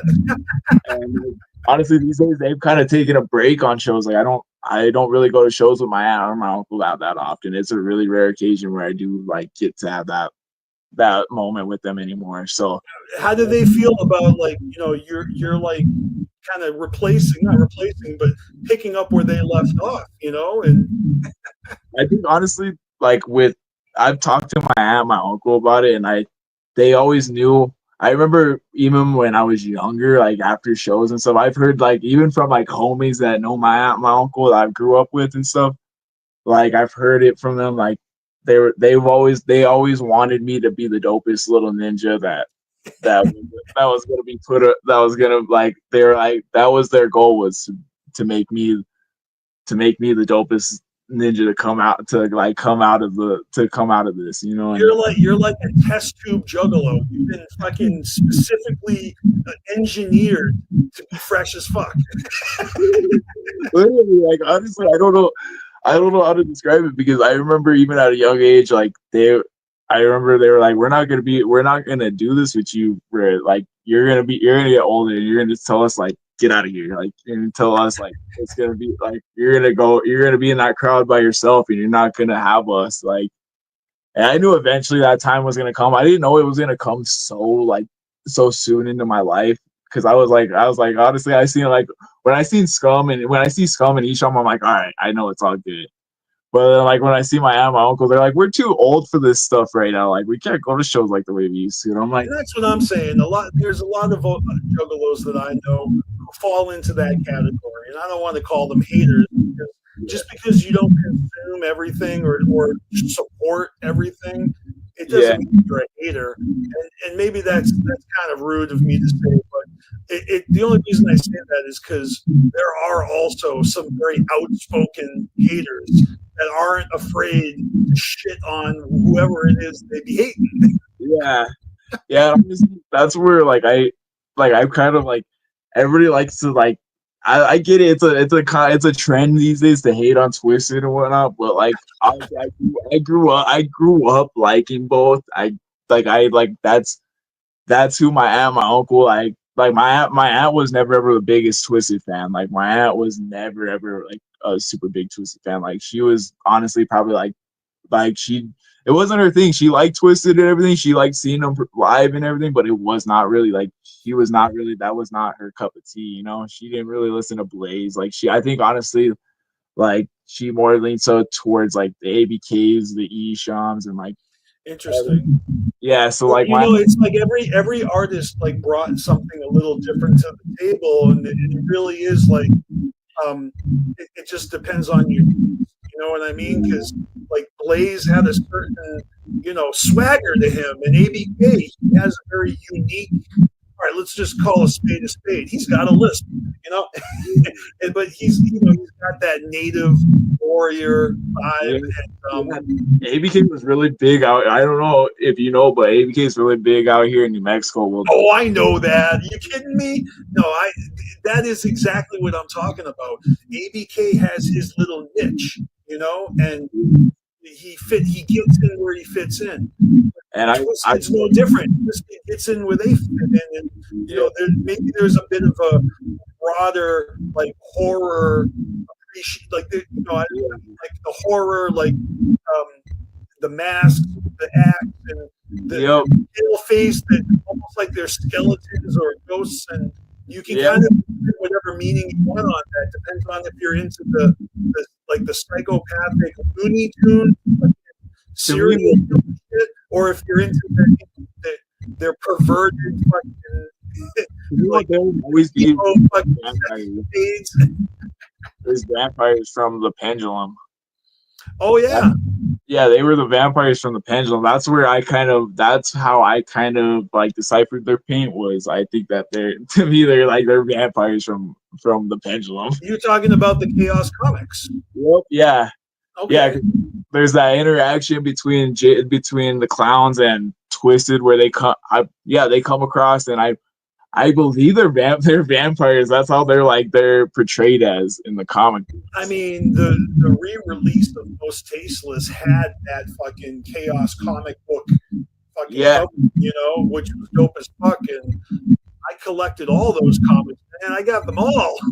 Yeah, those were honestly when I found out that, because I had my comic book collecting phase when I was a little kid, and I remember I was telling my aunt, I was like, why didn't you tell me anything about this? Like, why didn't you tell me about why have you been gatekeeping the comic books of all things? I was like, why wasn't I informed of this? And I remember being a little kid, and I just had the when you're a little kid and you have the internet to your access at all times. Yeah, I that's how I winded up just like I discovered psychopathic reviews, and I there was a lot of you ninjas that I had discovered around that time and stuff. Where I remember, I think it was I don't remember who this ninja was in particular, but I remember he had a review of all the comic books and everything. He was something that had to do with the Jekyll brothers. I remember it was like a Jekyll. It was before Janister. Maybe it was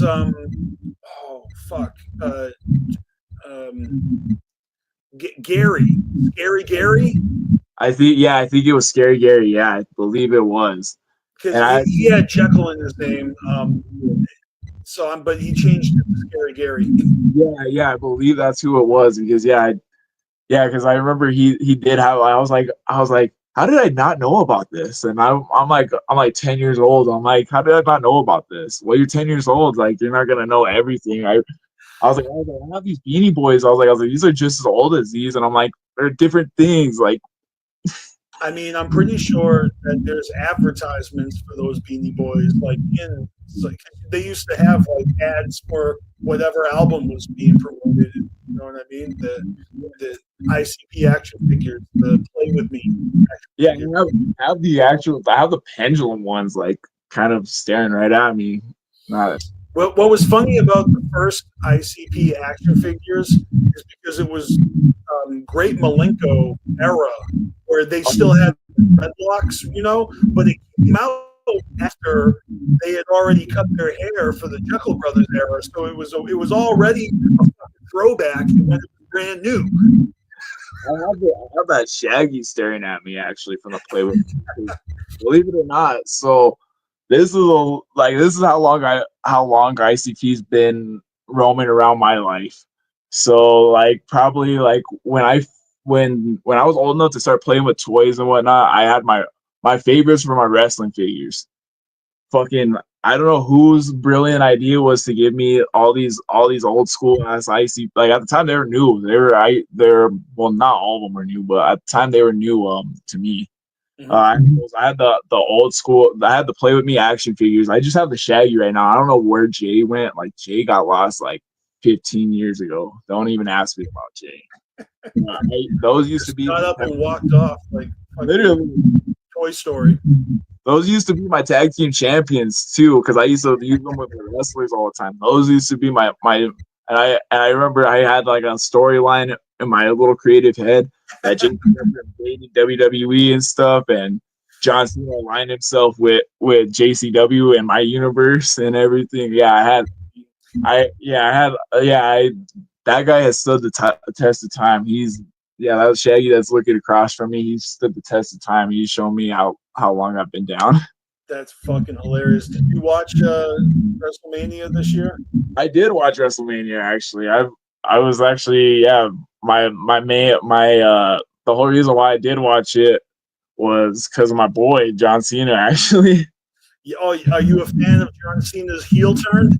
Yeah, I'm actually all for it. Honestly, I didn't know how to feel about it at the beginning because, and I think it kind of still doesn't make no sense storyline. But honestly, like, I'm kind of, as much as I was a little bummed that his WrestleMania entrance wasn't the enthusiastic. I'm gonna do the salute and throw my shit into the crowd type deal. I was happy. I was happy that they gave him his 17th world champion. I'm happy that I was just happy all the way around. I just wish that they would I wish instead of him getting his ass kicked every week leading up towards the pay-per-view that he would at least get a lick back or something, because especially with him only having like a certain amount of appearances left, like I'm trying to go see like one of his appearances before, but I want to make sure he's gonna actually be there before I go and book myself a room to go see some wrestling. Because honestly, yeah, I'm a fan. I'm very fond of the John Cena heel turn. It's just I don't like the way they be booking him, as far as he just make it I get that he's on his way to ruin wrestling and everything, but everybody's happy for him. I think everybody's really happy for him. I think it's hard for everybody to kind of be mad at him. Yeah, I guess so. I mean, I haven't followed his career very closely at all. But fun fact, he actually is from the same town that I went to high school in Massachusetts. Yeah, in West Newbury. Not to say he went to high school. He must have went to some private school or something. There was a ton of those in the surrounding area. Yeah, honestly, yeah, I was actually, that's between the underground and John Cena. Those have probably been my two that have stuck with me since I was a little kid. Yeah, that things that I took with me as an adult. Yeah, I definitely took my love for John Cena and my love for the underground with me. Yeah, the wrestling angle is great. You know, JCW is on a fucking roll lately. Like, Jay wasn't kidding. He has made JCW his priority, and they have been. I mean, I follow all the JCW accounts, so I see their updates, I see their matches, Yeah, whole storylines going, tons of fucking rad fucking personalities, all fucking, you know, going toe to toe with each other. It's great. yeah, JCW. Honestly, if you guys haven't checked it out, I would highly recommend it if it comes anywhere near you. Like honestly, it's a dope ass time. Honestly, I honestly like I went and saw it when it landed out here and stuff. It was pretty dope. Honestly, I think I'm glad that they didn't make the performances the main commodity of it. You know, I'm glad that it was mainly revolved around the wrestling because I think that was like I think that's what their target was for. So I'm So you're glad saying there was music and wrestling? that, Yeah. they had Jay and Ouija actually perform at the end. They got where they had JCW over here was at this place called the Sunshine. It's not very big at all, but with the ring, it's even smaller. Yeah, that ring takes up a lot of room. Yeah, so, and it's not a very big ring either. It's like, but that ring like took up a shitload of room, and I was kind of curious on how how the mathematics and how the science was going into I this. mean, did it sell out or was it packed? It was packed. It was definitely packed. I don't know if it because when they cleared out the ring and everything, the crowd didn't look very big. But when it was when the ring was set up and everything, yeah, everyone was squished up. Like I just chilled up. I chilled up like in the bar the entire time because I was like, yeah, we're not going through that crowd. Yeah, I was in that crowd for like the merch line and everything, and the merch line was just grueling. Like it was just like a pack of sardines, and like some people like just didn't want to move and everything. And I'm like, all right, I'm getting claustrophobic up in here. No doubt. I know that feeling. So we haven't really talked about, you know, Chapter 17 at all. Are you following Ouija's career with the same zest as you do the rest of the scene? I love Ouija Mac. Like I honestly I can't knock the dude. I can't sit because I do support a lot of Ouija Mac. I support Chapter 17. I do actually like it's not as like not I don't wouldn't go out of my way as much as I would say like for I guess RLP or LSP for that example, but I do definitely keep up with Ouija Mac and I definitely do support what he does. I definitely do check out every release that he has dropped. I always do at least share one or two songs from like each new release and stuff because I definitely. I mean, I've been using Carnival Spirits as a vehicle to promote underground music for years, and I'm always sharing, you know, EG's new stuff, Darby O'Trill's new stuff, and you know, special shout out to X. He's not on Chapter 17 anymore, but West Coast Wicked all day, and I was down with X before he even signed with. Yeah, so his appearance, you know, or his short-lived time on the label was such a fucking great fucking time. But I'm still fucking following Hex closely, man. He's on tour this year, and I can't wait to hear his new shit. Yeah, he's a dope cat. I remember he actually did some work with my boy. Shout out to DJ Stigmata from 505. He did some work with DJ Stigmata, and that's how I found out about Hex was through Stigmata. And Stigmata was actually the one that put me on the game about Ouija Mac. He was actually the one that when 50 Shades of Dead came out was what really made me give Ouija Mac another chance. Gotcha. I like Gutter Water, don't get me wrong. I think I was feeling it at the time as much as I thought I was gonna. Yeah. So I wasn't really bought on the idea that this was the next big thing on Psychopathic. at least for Well, me. I mean, I always take it with a grain of salt because whether or not it's a big thing is irrelevant, but it is the newest thing that Psychopathic was backing. And, anytime that they signed an artist or co-signed an artist, that artist was pretty fucking fresh. You got Big Hoodoo, Light. I mean, even Blase Rose, you can love her or hate her, she was interested and still is making music. Just had a track come out on 9 Mils album last week. Um, he's a Massachusetts rapper, and I was listening to his new mixtape, his new album, and I was completely fucking surprised that he had a fucking Blase Rose feature on it. 2025 Blase Rose feature. So she's still making music. I didn't even know that. Yeah, she's still. I've heard small things here and there from Blase, but yeah, it was honestly like I wasn't drawn on the idea of Ouija like the way I was with everybody else that had came before him, you know. And I don't know if it was I was getting older, you know, but I couldn't use that as an excuse. I was like, you know what? I was like, let's try like, and I had I had heard about Ouija Mac through Swag Tooth and everything, like when I was a kid and everything, and I was like, I like that stuff. I was like, let me dive into a little bit more of what he's got going on in his world. I mean, he definitely has his own lane that he is fucking moving swiftly through. He just release after he drops an average of like 3 or 4 albums or releases per year, and you got to respect that. He's got great fucking collaborators. I love Devereaux and Shaggy the Airhead's music. And talk about the production is fucking dope.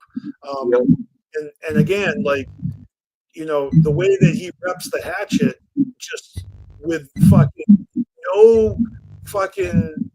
no unapologetically, he's just like so juggalo. It's all over his music, and he's really inspired like a whole next generation of new wicked, fucking rappers that I mean, I fucking love it, and at the same time, I'm a little overwhelmed by it because it's like the whole Juggalo community is trying to get main stage. You know what I mean?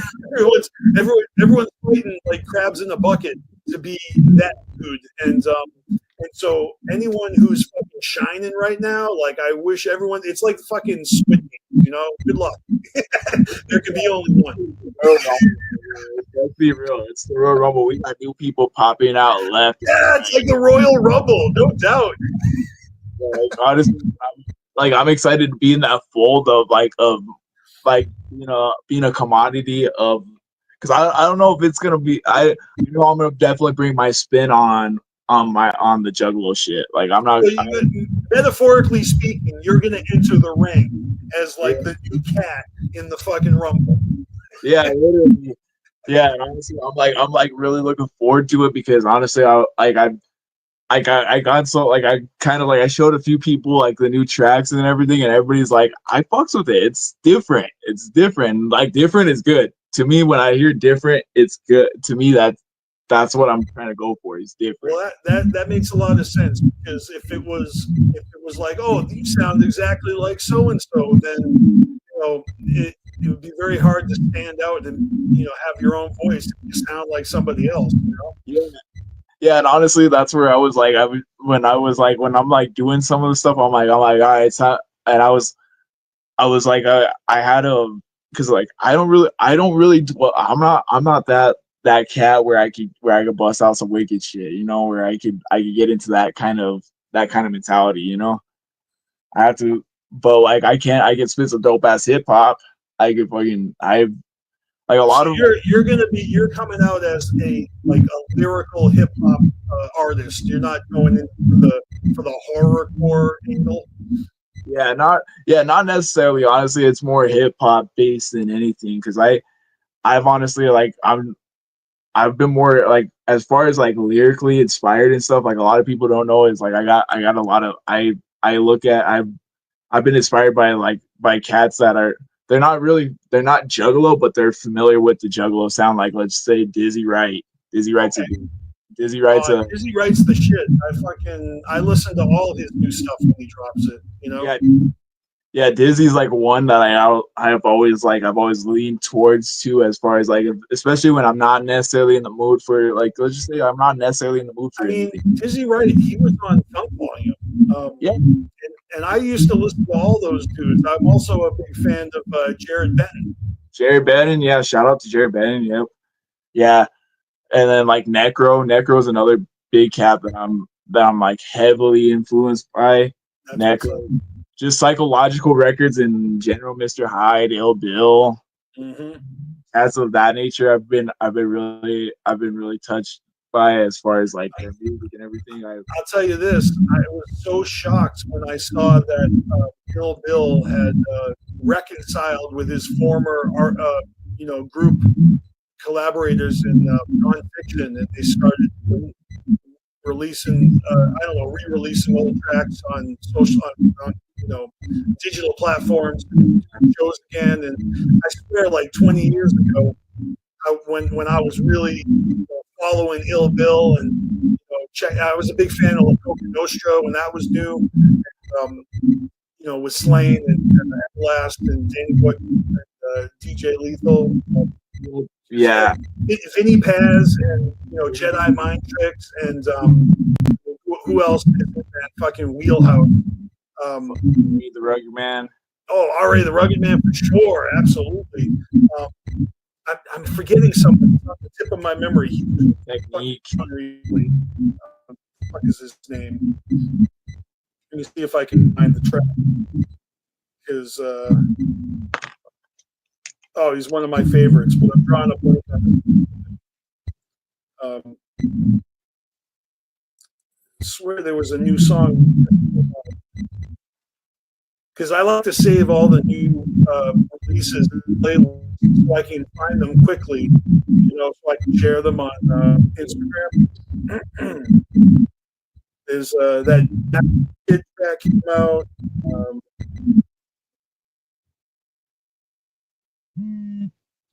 That new produced by Mikey. Hear that Horns Over Halos? Yeah.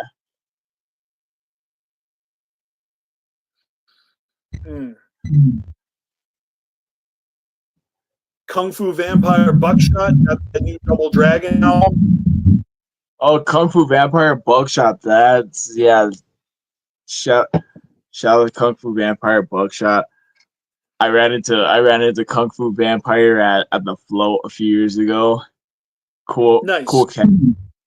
So you were there when he came out wearing the Violent J mask? I was there the year before that, actually. Oh, okay. He's been there multiple times. Okay.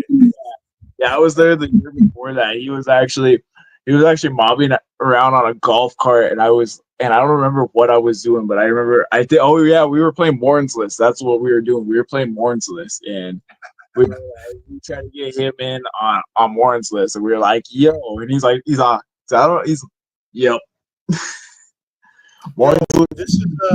This is the new hardcover edition of Morton's List, and because I was a contributor to the Patreon to get this made, I got my fucking name in the fucking in the credits here on the yeah. Shout out to Morton's List. Yeah, the shit, man. Like I love playing that. I love playing that at the Gathering. I love playing that at the Float. The Float was some fun. Playing that at the Float was definitely fun. And then I ran into Kung Fu Vampire. We got a bit. I don't know if he played with us or not, because it was such an interesting interaction that I don't remember.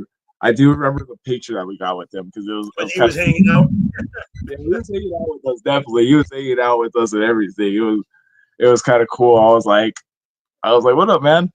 And like one of my people had kind of beef with him and stuff, and I was like, I hope that don't affect whatever we got going on. He's like, no. He's like, we're all cool. I was like, all right, cool. Hey, you're not doing it right if you don't have some sort of beef. he's like, have you ever actually checked out one of my shows? And I was like, yeah. I was like, yeah, actually, I checked you out with Recognize, and yeah, I was like with Recognize that out at the Jam Spot in the 505, and he was like, really, you were at that show? I was like, yeah. I was like about 10 years old at that time. That's awesome. Recognized from Mayday, right? Yeah, Recognized from Mayday. Yeah, it was. I remember it was him and Kung Fu Vampire. They had done a tour like years ago. I remember Gmo Ski was on this tour too. This was like years ago. Like this was before even Gmo Ski got picked up by M&E. Sure, because he was all over the place. I remember. I knew who he was before he got signed to M&E. Yeah, because I know that he was kind of making a little bit of noise before then. Because I remember when he had gotten signed, everybody was like, "Oh my god!" Like some people were like, "Oh my gosh," you know. Yep. I mean, unlike the other new artists, I never heard of Flex BstMasteR before he was brought on board, but I became a fan of his. He's great. I had been a big fan of Lex the X Master. I'd known a little bit about him before he had gotten signed because I just saw his music videos through YouTube and stuff, and I just thought it was something new, you know. Yeah, and then there was remember Gorilla Voltage. I mean, I know they're still a thing, but I don't think they were rapping under their own names before. I think Gorilla Voltage before. Yeah. Yeah, because I remember seeing them probably a couple times out here as Damn Dirty Apes because I still got flyers and I was like, oh, so that's right. They were Damn Dirty Apes at first. Yeah, I had pulled out some flyers I remember like years ago and I was like, oh, I have seen those guys live before. I was like, it's been so long. I kind of forget. I forget sometimes. Like I forget how many shows I've been to. I'm like, my ears are what tell me how many concerts I've been to. Are you wearing earplugs at shows yet? I haven't gotten to that point just yet, but I think at some point I'm probably gonna. Well, I don't know, man. I didn't wear them for a very long time, and I used to go to all kinds of metal shows too. And but there comes a point when I think if you're very active and going to lots of concerts, you should protect your ears. That's just a big brother recommendation, so that in the future you don't have any ear damage. But you know what I mean. I also would say the same thing about smoking cigarettes, but I'm not the fucking the police. Yeah, I prefer smoking weed. I'm smoking herbal medication right now. That's what's up. But yeah, it's good to protect your ears because that way you can actually enjoy music. Imagine if you were deaf and you couldn't hear this fucking beautiful music anymore. Like that would be the worst. That's where I'm like, I have kind of thought about it because with as many shows as I've been to, and it's like honestly like Juggalo shows are just like it's a big part of where I go. But I go to a shit ton of other shows too. Like I love my metal shows. Like I'm a big Iron Man fan. Oh hell yeah, that's what's up. Well, I'm glad that you've got yourself a nice eclectic taste. You're not just stuck in the cult of fucking horrorcore. I'm a huge old net like early 80s to 90s metal is like my shit. Like I love anything from that era of metal. Like other than if you bring me Korn, I'm gonna probably turn you away because I've never been a big fan of Korn. Ever. That's interesting. I remember when Korn was blowing up, and I'm going to be honest with you, I never really got into them either. But not because I didn't think they were good. It's just I don't know. I never really got into them. All right, I got to tell you something. I saw this online and I thought it was fucking fake, but supposedly this is true. Since we're talking about metal, all right, Metallica is re-releasing their 1996 album Load, and it says here that it's going to be 300 tracks. They're releasing 245 unreleased fucking songs Dang, on be, one release. I don't know how we're talking about Metallica's album where they got like blood and cum mixed on the cover.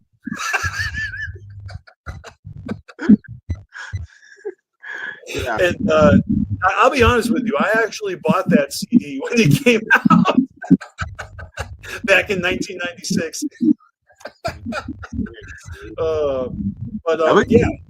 Yeah, that is. I mean, I don't know if that's fucking like embarrassing. If it's just a bunch of fucking demos and fucking B-sides that like basically all the scrapped songs from an album that is already like hated by their fans. Yeah, honestly, it wouldn't surprise me if they have like they're just sitting on like with as many years as Metallica's been around. Like it wouldn't surprise me if they're just sitting on tracks like that. They're just like, we got all these. I mean, honestly, it's almost 30 years old. So I guess that's why they're doing it, and they got like all these fucking unreleased tracks. Oh, why not just put it all out there? And any fan that gives a fuck to listen to all this rare shit from the '90s, I bet they're. I mean, if they're releasing fucking 300 fucking tracks, if there isn't a good like dozen fucking songs in there at least, then I fucking bless your heart, Metallica. Speaking of, where the fuck was our? Because I remember Jay was talking about us getting 20th anniversary Hell's Pit with all those extra tracks that weren't on Hell's Cellar. Where the fuck is that, Jay? I want to know. You're saying that there's more shit besides Hell's Cellar? Like, yeah, they were talking. I remember seeing this because I was watching a Gather live stream and stuff, and I remember because that's all I could do. That was the best I could do at that time. And I remember them saying that they had left out a couple tracks from Hell's Cellar that they were. I actually remember that too. I remember him saying that. Now that they were gonna put on the 20th anniversary of Hell's Pit. Where the fuck? I was waiting for that because I was like, that would be kind of nice to go along with my Malenko and my Riddle box, Yeah, that should have come out last year. So they dropped the ball on it. It's probably because they don't have Jay Webb working for Psychopathic anymore. He used to spearhead a lot of these re-releases and box set, and he was kind of the one that the whole reason they fucking started putting out vinyl records again, and like he talked him into it. So we have him to thank for that stuff, and he's not in the fucking fold anymore. So they're not getting the job done.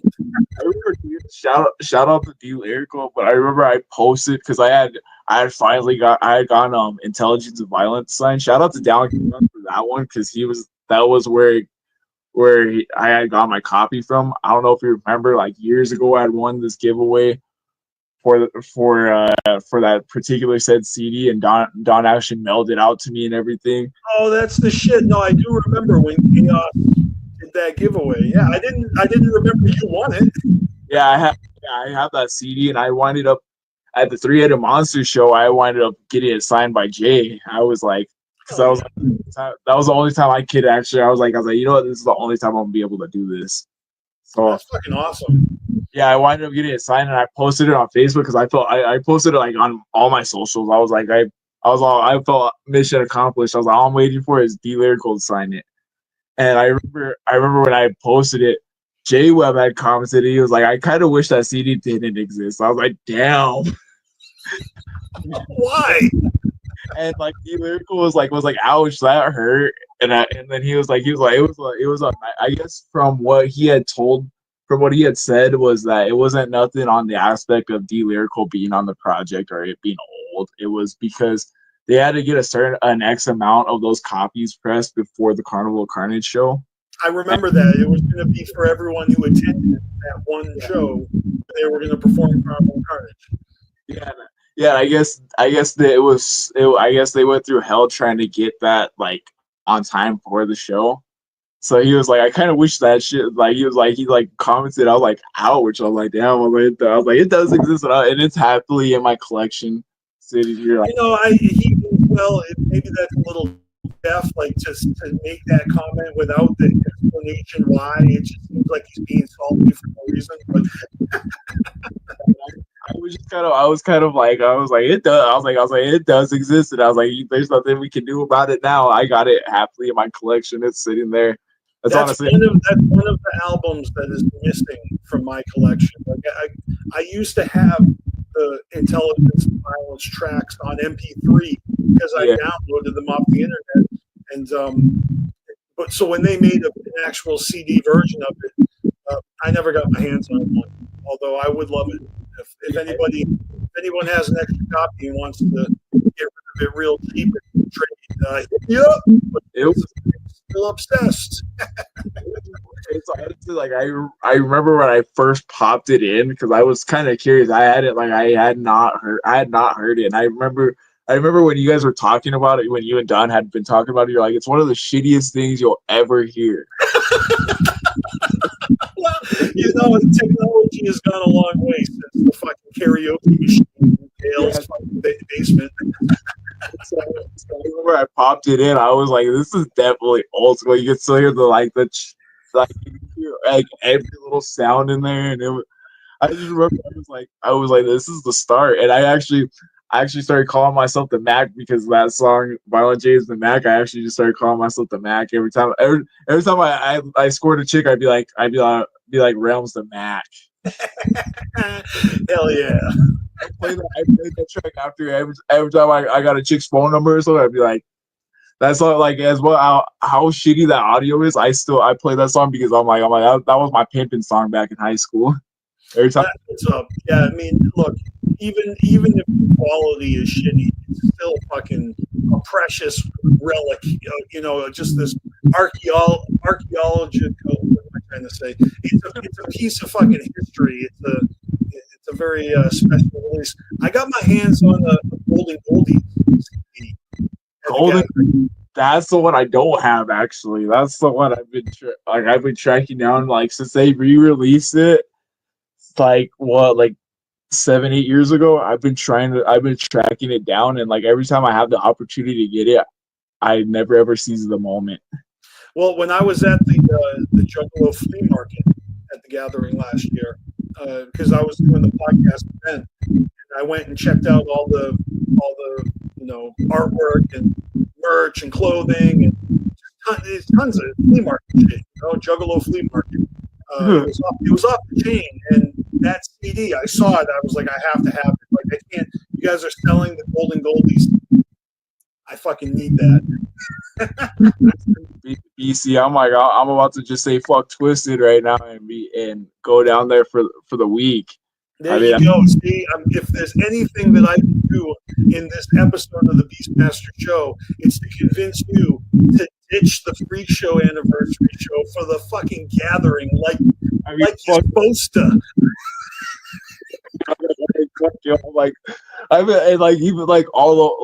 I had a whole shout out to Ashley. She kind of was the reason why I'm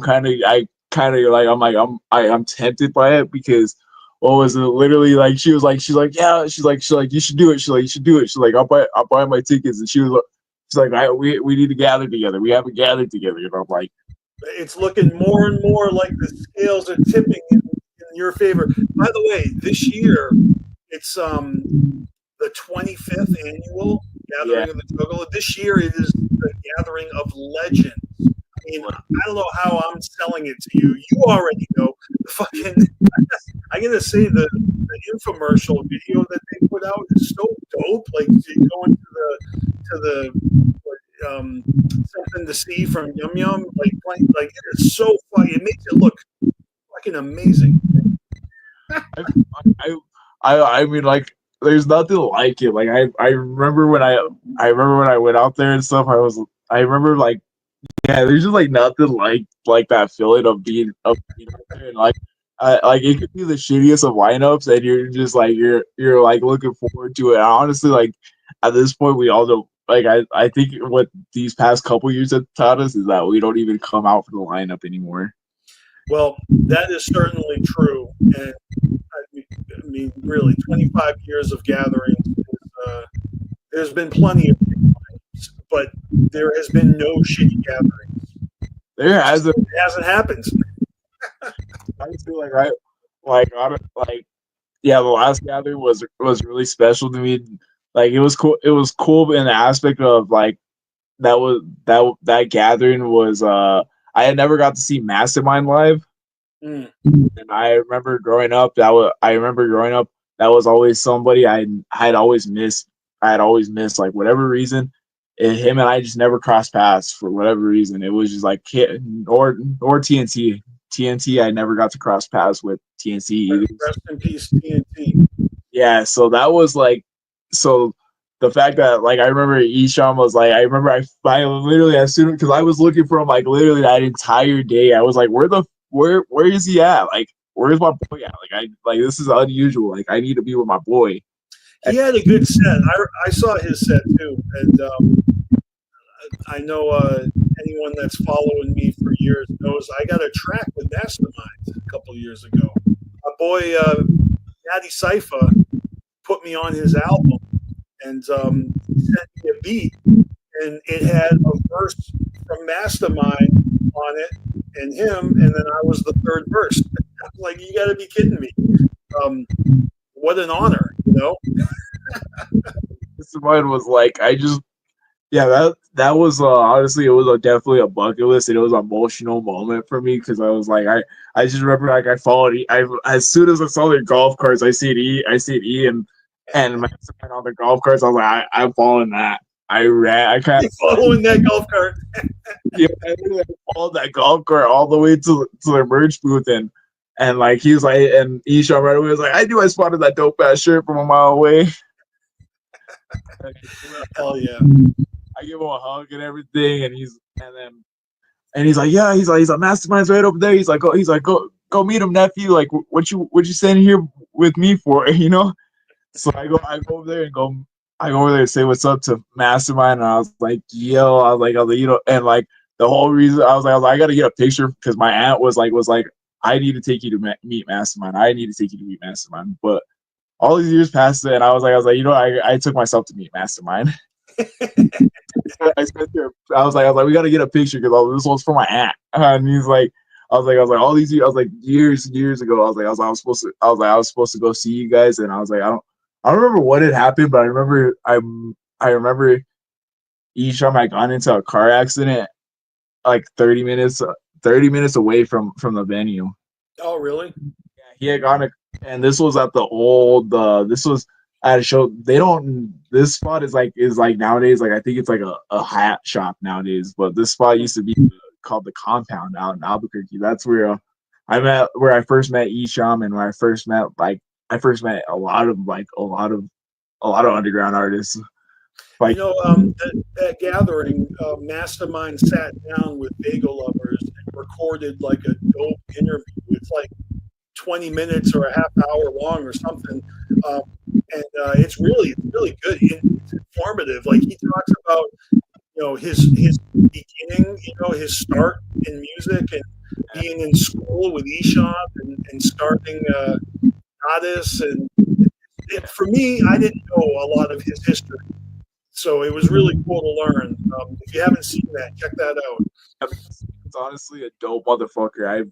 I've followed his career for like just as long as I pretty much followed ICP pretty much. Right on. It's been, and I was always an Otis fan. That was like pretty much all I grew like growing up. That was who I pretty much like outside of like the normal bubble of psychopathic and everything. That was a journey I was taking on at a young age with my aunt and stuff. She showed me a lot of that old school wicked shit. Like it started off for me because it started off with A1 Yola. Oh, I love A1 Yola. Like was the starting point for me as a kid, and that's where I got my love for Isham. And then they backtracked. They were like, all right, we got him up. We got him on the psychopathic stuff. Let's get him on that. Let's get him on that real life shit. Mm-hmm. I remember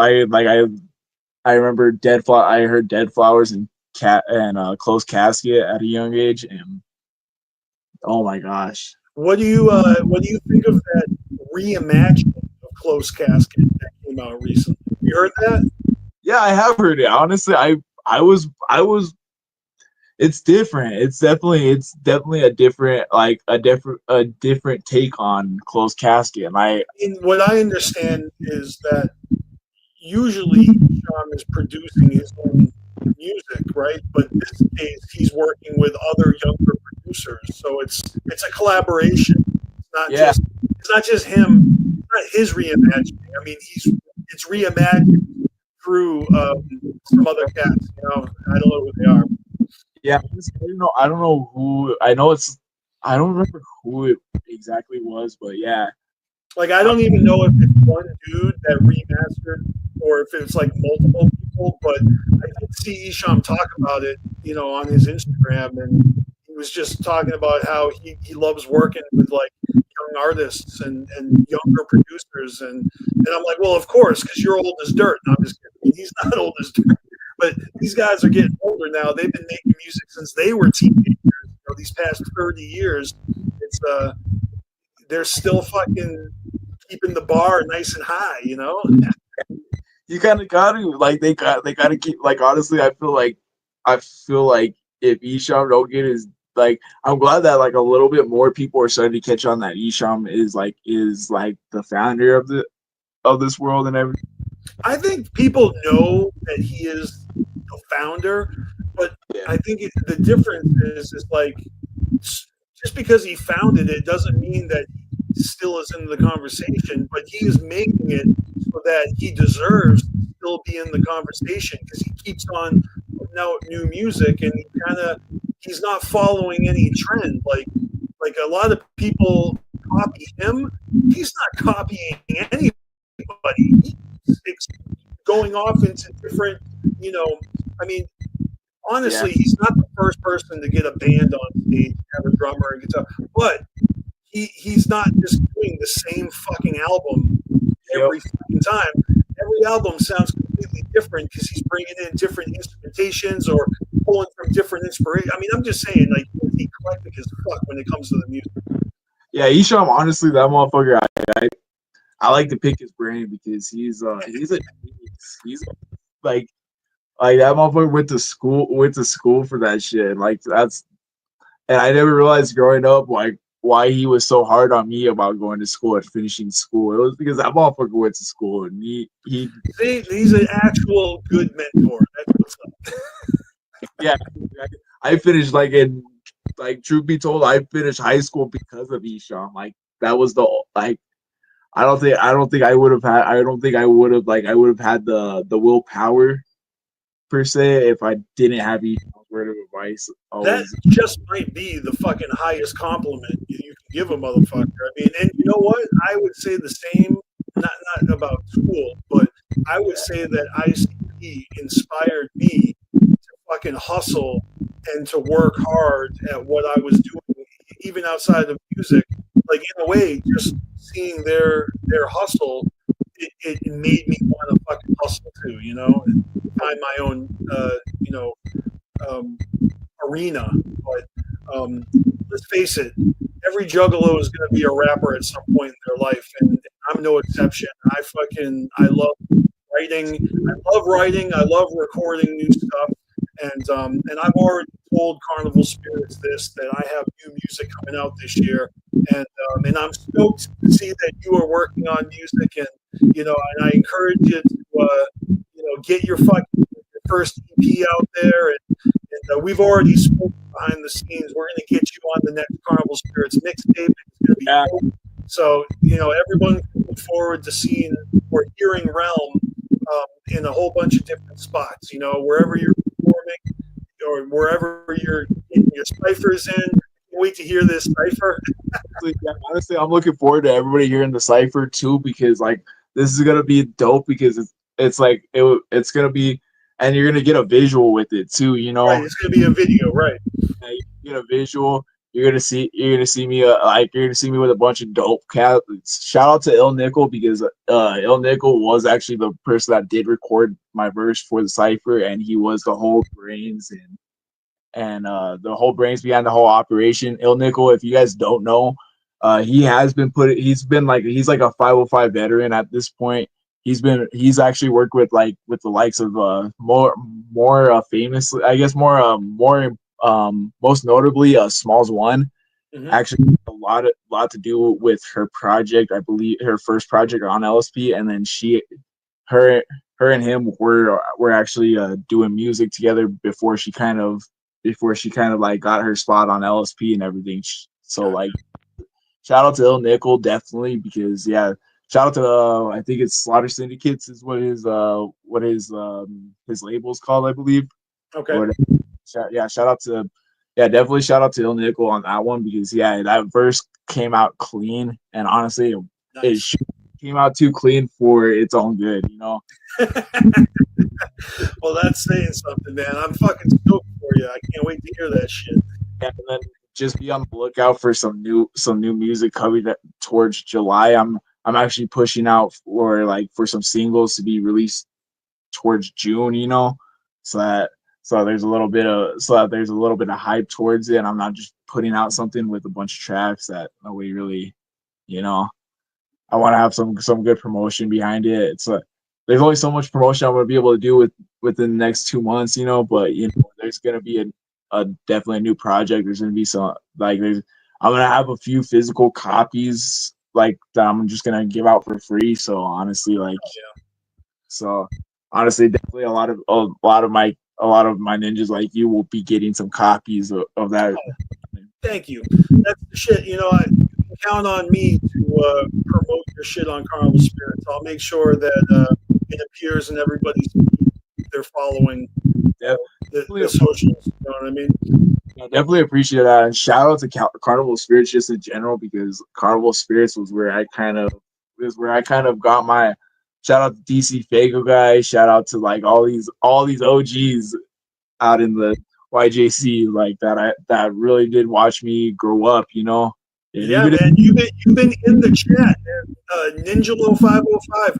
We saw you all the time through the screen. You know what I mean? Like I got the chance to meet some of you guys in person, you know, and there's a lot that I haven't gotten the chance to meet. Like I did get to meet DC Fago guy at the gathering a few years ago, and that was kind of huge, because I was like at some point our paths are gonna cross. I was like everybody else, like I was like I've crossed paths with everybody else. I've crossed paths with BC. I've crossed paths with Don. Like, and me and Don kind of had a good reunion at Gorefest. That was cool to see Don back in the 303. Yeah, because he moved to Florida for a while and then he came back to Colorado. Yeah, it was cool to see him for Gorefest. I was definitely happy to see his face around. And I was so happy that he was super cool. Like it was just like we picked back up like right where we left off and everything. And I was super happy that I haven't seen him too much around lately, but honestly, like it was cool to see him back around. Honestly, I might just ditch Twisted and be like, yo, we going to the gathering, BC. I'll see you there. That's you have chosen wisely. But look, if you don't make it, you know, I mean, you're gonna have a good time no matter what. Obviously, it's all about that nostalgia with Twisted. They're celebrating some classics, you know, when they do that. But the Gathering of Legends, we don't even know how bad the lineup's going to be. It could be so bad that you're going to have the best summer of your life not getting the fuck. That's the thing, is that all this stuff is happening around my birthday, so I'm like oh, forget about it. Yeah, so because the gathering starts on my birthday, I believe it. I think it's the 14th that it starts, and I'm like, that is special, man. I mean, look, the gathering is like just the funnest thing that I can ever think of, and it would take a lot, you know, to pull me away from that. I feel your pain, but you know, regardless if you make it to the gathering or not, I am looking forward to the new music videos and the lyric videos, whatever you got coming. make sure to send that shit to me, and we'll even have you back on the show, and we'll chop it up about that shit when the time comes. Yeah, honestly, I'm looking forward to being back on the show. Like, I'm like, honestly, this has been a blast. Honestly, Hell yeah, me too. shocked that we haven't discussed about this before. Honestly, well, I really sometimes I need to have downtime from playing on the internet, and because honestly, life takes lots of twists and turns, and I just didn't have the showmanship to keep streaming and whatnot. So right now I'm in a good spot where I can do some live streams or do some shows, but just not every weekend. I'm not trying to burn out. I just this is all for fun, and honestly, it's really difficult to keep track of everything. There's so much happening, and then, so this is just my way of staying and at a time. I want to make sure that you're on my radar, Yep.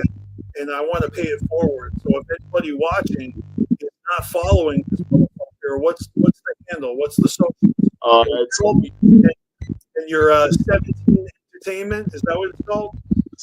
So the handle on Instagram is gonna be real realm, like spelled the Esham way, real realm. REL, real. Yeah, spelled real realm 17, and then that's where you can find me on Instagram. That's pretty, and then I do got me on. You can get me on Facebook. Honestly, I'm usually on Facebook a lot too, so you get me on Facebook. I do got. Oh, you really are an old soul. Facebook is where all the old people are. Yeah. You fucking around on Facebook, you can go get me. You can like my small little page. It's under Realm. Well, I'm going to make sure to share your small little page on Facebook. All your links. You got a YouTube channel, you got the Instagram, whatever it is. Send me those links, and I'm going to put it in the description of this video. And we'll see if we can get a few more people to hop on board. So you don't miss it when the new releases drop. Right. Yeah, I definitely appreciate your time and everything. Like, especially like it's fucking honor to be able to be in your to be able to be a part of this and everything. No, it's a pleasure to have you on here, man. You've been a dope ninja to know for many years, and I always enjoy bumping into you at the gatherings or Juggalo weekend, wherever it is. It's a pretty special bond that us Juggalos have formed over, and the reason why I fucking am keening for the gathering is because it's just the most fun, that you have, and I don't need to tell you; you already know. And I'm truly inspired by like a second generation juggalo like yourself, seeing you thrive and having fun. And I wish I could go to every fucking show, and you're like in your prime. You know what I'm saying? Like, fucking enjoy it while your back doesn't hurt. Appreciate that. Like to hear you say like words like I'm inspired, because it's crazy. The reason why I hold it down as hard, like, it's not just because of my not because of the legacy that my uncle brought forward to me and everything, or Scum or Esham or anybody. It's because of like all the love that I've gotten over the years, like, has kept me around. See, that's what inspires me, because that means that it didn't end with my generation. Like, there's been a lot of tension between old school and new school, and you see a whole bunch of grumpy old juggalos hollering no new ninjas and stuff like that, when the truth is that you can't stop the rotating door. There's going to be people dropping the hatchet, and there's going to be new people picking it up, and that's just the way life works. And if that wasn't happening, man, the shows would just get smaller and smaller and smaller as we all die off. Like, we need you. And like I've been on that fence when I was younger, where like, and I still get it all the time. Like, you don't know what you're talking about. It's because I was born after the 6th. I get it. I was born during the 6th. Actually, I was born when the 6th was happening. Believe it or not, I actually went to my first show. I have lied about this the entire interview. I've been lying. My first show was when I was a fetus, actually. You went to a show as a fetus. Was actually her last psychopathic show was Mirror Mirror Tour in 2002. Oh my god, you're killing me. You were at the Mirror Mirror tour as a fetus. Yeah, 2002. Yeah, yeah, I was. Yeah, that's. Dude, that is one of the last fucking concerts that I bootlegged with my tape recorder because I used to stick a tape recorder into shows, and in 2002 where I actually recorded the whole Mirror Mirror show. So I got ABK, Blaze, and Twisted Sets audio. It's all on my YouTube channel now. And then that summer, I brought that tape recorder to the gathering, and on the first day when we were walking the hotel to the convention center, the tape recorder, I was bumping music. I was playing music out loud, like it was a little speaker, and it was in my backpack. But I didn't zip my backpack up fully, and the tape recorder fell out of my backpack and onto the concrete and broke before the gathering even started. And I was gonna bootleg the fuck out of that whole gathering, then I couldn't because the tape recorder broke. Damn. All this was happening while you were wasting time in a fetus. Yeah, that's how long I've been down. And I remember I was telling Jay, I was like, literally, I was like, dog, I was like, I've been down with you since I shot out the nutsack. Like that's not even playing. Like my parents' love story started off with being juggalos and stuff. Like you literally were born a juggalo. That is insane.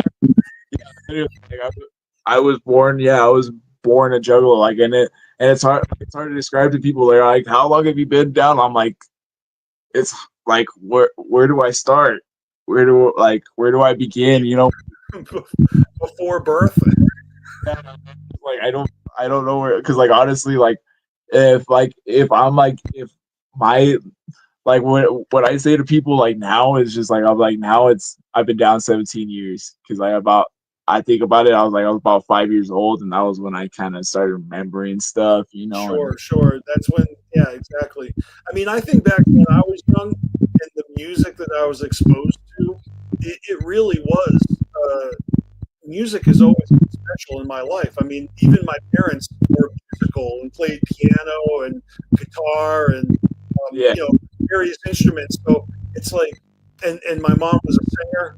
She was singing in church and just loved to sing along with the oldies on the radio. So it's not like the wicked shit was introduced to me since birth, but my love of music has been central in my life, my whole life.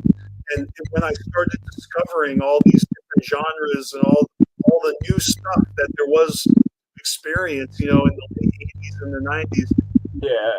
Once I discovered the ICP, the House of Crazies of it all, it was like a real fucking treat because it opened the door to just something real special, So seeing that you have embraced it and you're rocking and rolling with it, this next generation is gonna be the one that fucking moves it forward.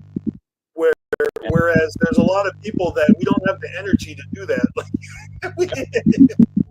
I hope that I'm the head honcho of the new generation. I get to lead that movement forward. All right. Well, like you said, it's a Royal Rumble, so anything can happen. Just brace yourself for fucking barbed wire bats and fucking folding chairs, and who knows what kind of fucking heel turns are gonna happen. Yeah, that's where. And I've already been told that I've turned heel, so I'm like, they're like, you turned heel like your boy John Cena. I'm like, do I say you get nothing? Get nothing. Maybe that's what you have to do. That might be the key ingredient that is gonna fucking launch you into the next phase, this next era. I'll just be promoting music, and then like they'll be just like I'll start like promoting like a new CD and everything, and I'll get. And like all you're gonna get is snippets. That's all you're gonna get. Be like you're not worthy enough Oh, listen. That's right. It's exclusive. Well, this has been a blast. I think we should wrap this up. But do you have any other fucking shout outs or anything else you want to plug before we go? Shout out to Scene Loke. My boy's out over there doing big things with Green Jelly. Actually, Oh, hell yeah. he's the one that assigned me at the gathering. Actually, this 17 ENT is his little baby and whatnot. So shout out to Scene Loke for signing me and everything. Shout out to Green Jelly. Shout out to Kenny and Bo of 17 ENT. Those are my other two label mates. We're supposed to be slowly getting a 17 ENT project together. So I just want to give a shout out to my fellow label mates. Scott, shout out to Ellis, shout out to Isham. Yeah. Just I want to give a shout out to all these people that we've been showing love to the past couple hours now. So that's the shit, man. I'm really excited for you, and I am looking forward to the new tunes. It's going to be fresh. Yeah. And I'm looking forward to seeing you at the gathering. It's not a question. It's going to happen. I am manifesting it. It just might have to go down. You heard it here. Yeah. Or if you miss it, you might as well go to the Freak Show 25th anniversary. That will probably be a good time. That is one of their best albums. You know what I mean? If there was ever a show for them to dedicate to, playing an album, is that what they're doing? They playing the album front to back? I hope so. Yeah, they're doing it, and the one night it's gonna be a one night only with Boondocks and A&B as well thrown on for Denver's. Right on. Well, all right. I will definitely see you at the gathering then. No doubt about it. That is what's up. There's no question where BeastMasteR's loyalties fall, but I digress. It's all love. You know what I mean? I want everybody to be fine. If we don't see each other at the gathering, you already know I got love for you regardless. No doubt. Even if you're a Jeff.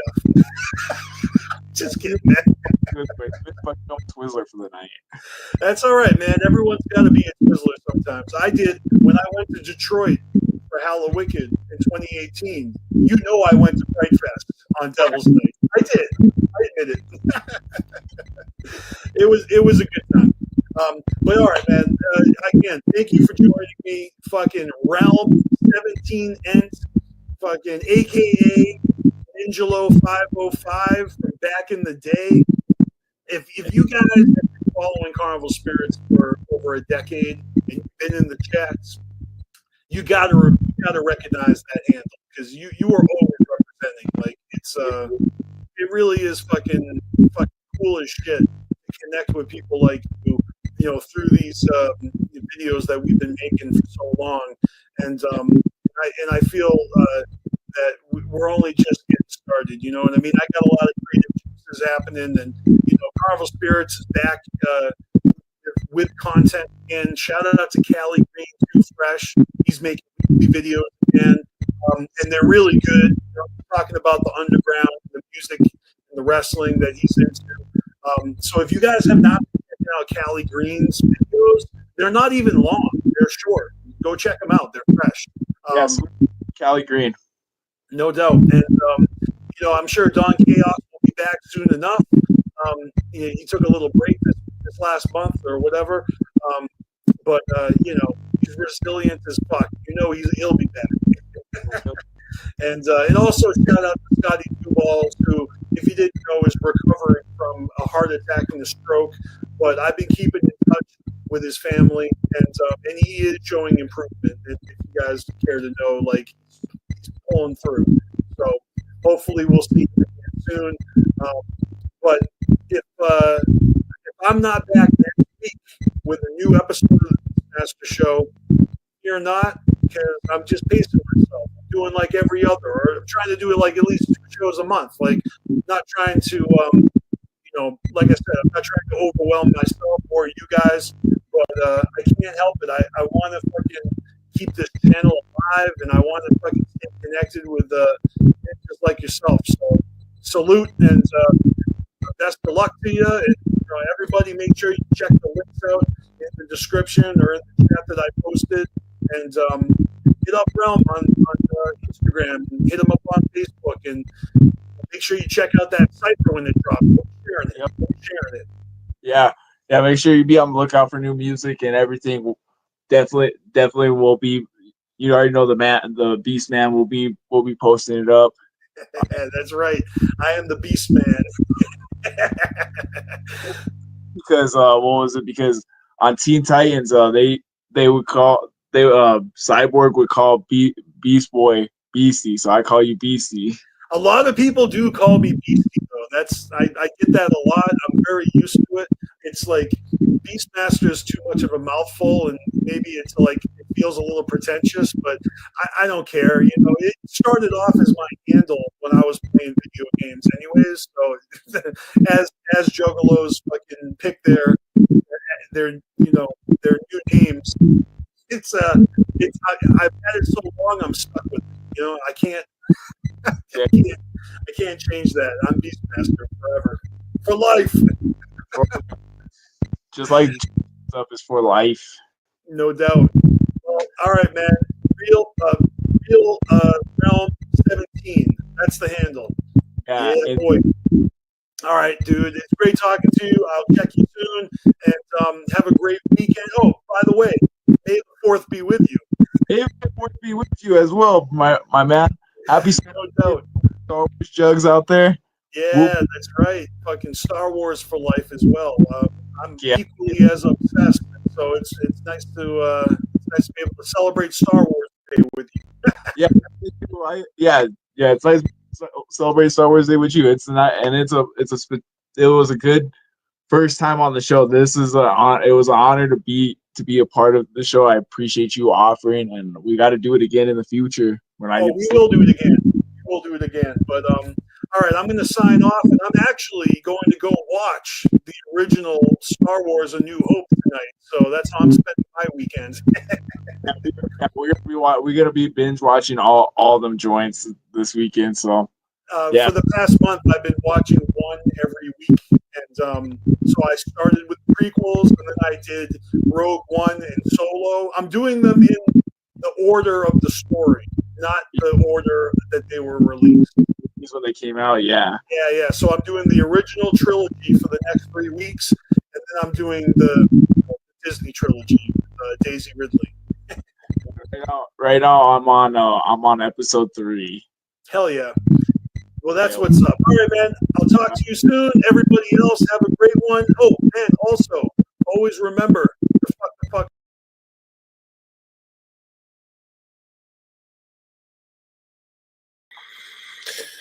All right, folks. That's all she wrote. Thank you for joining us. We're going to be back again soon. And if you guys are not already keeping up with Callie Green's videos on the channel, they're fresh as fuck. So make sure you're subscribed. Follow us on your favorite social media, whether it's Facebook or Instagram. That's where we're at. I'm BeastMasteR. You guys are fucking awesome. I'll catch you real soon with the next special mystery guest on the BeastMasteR show. See ya.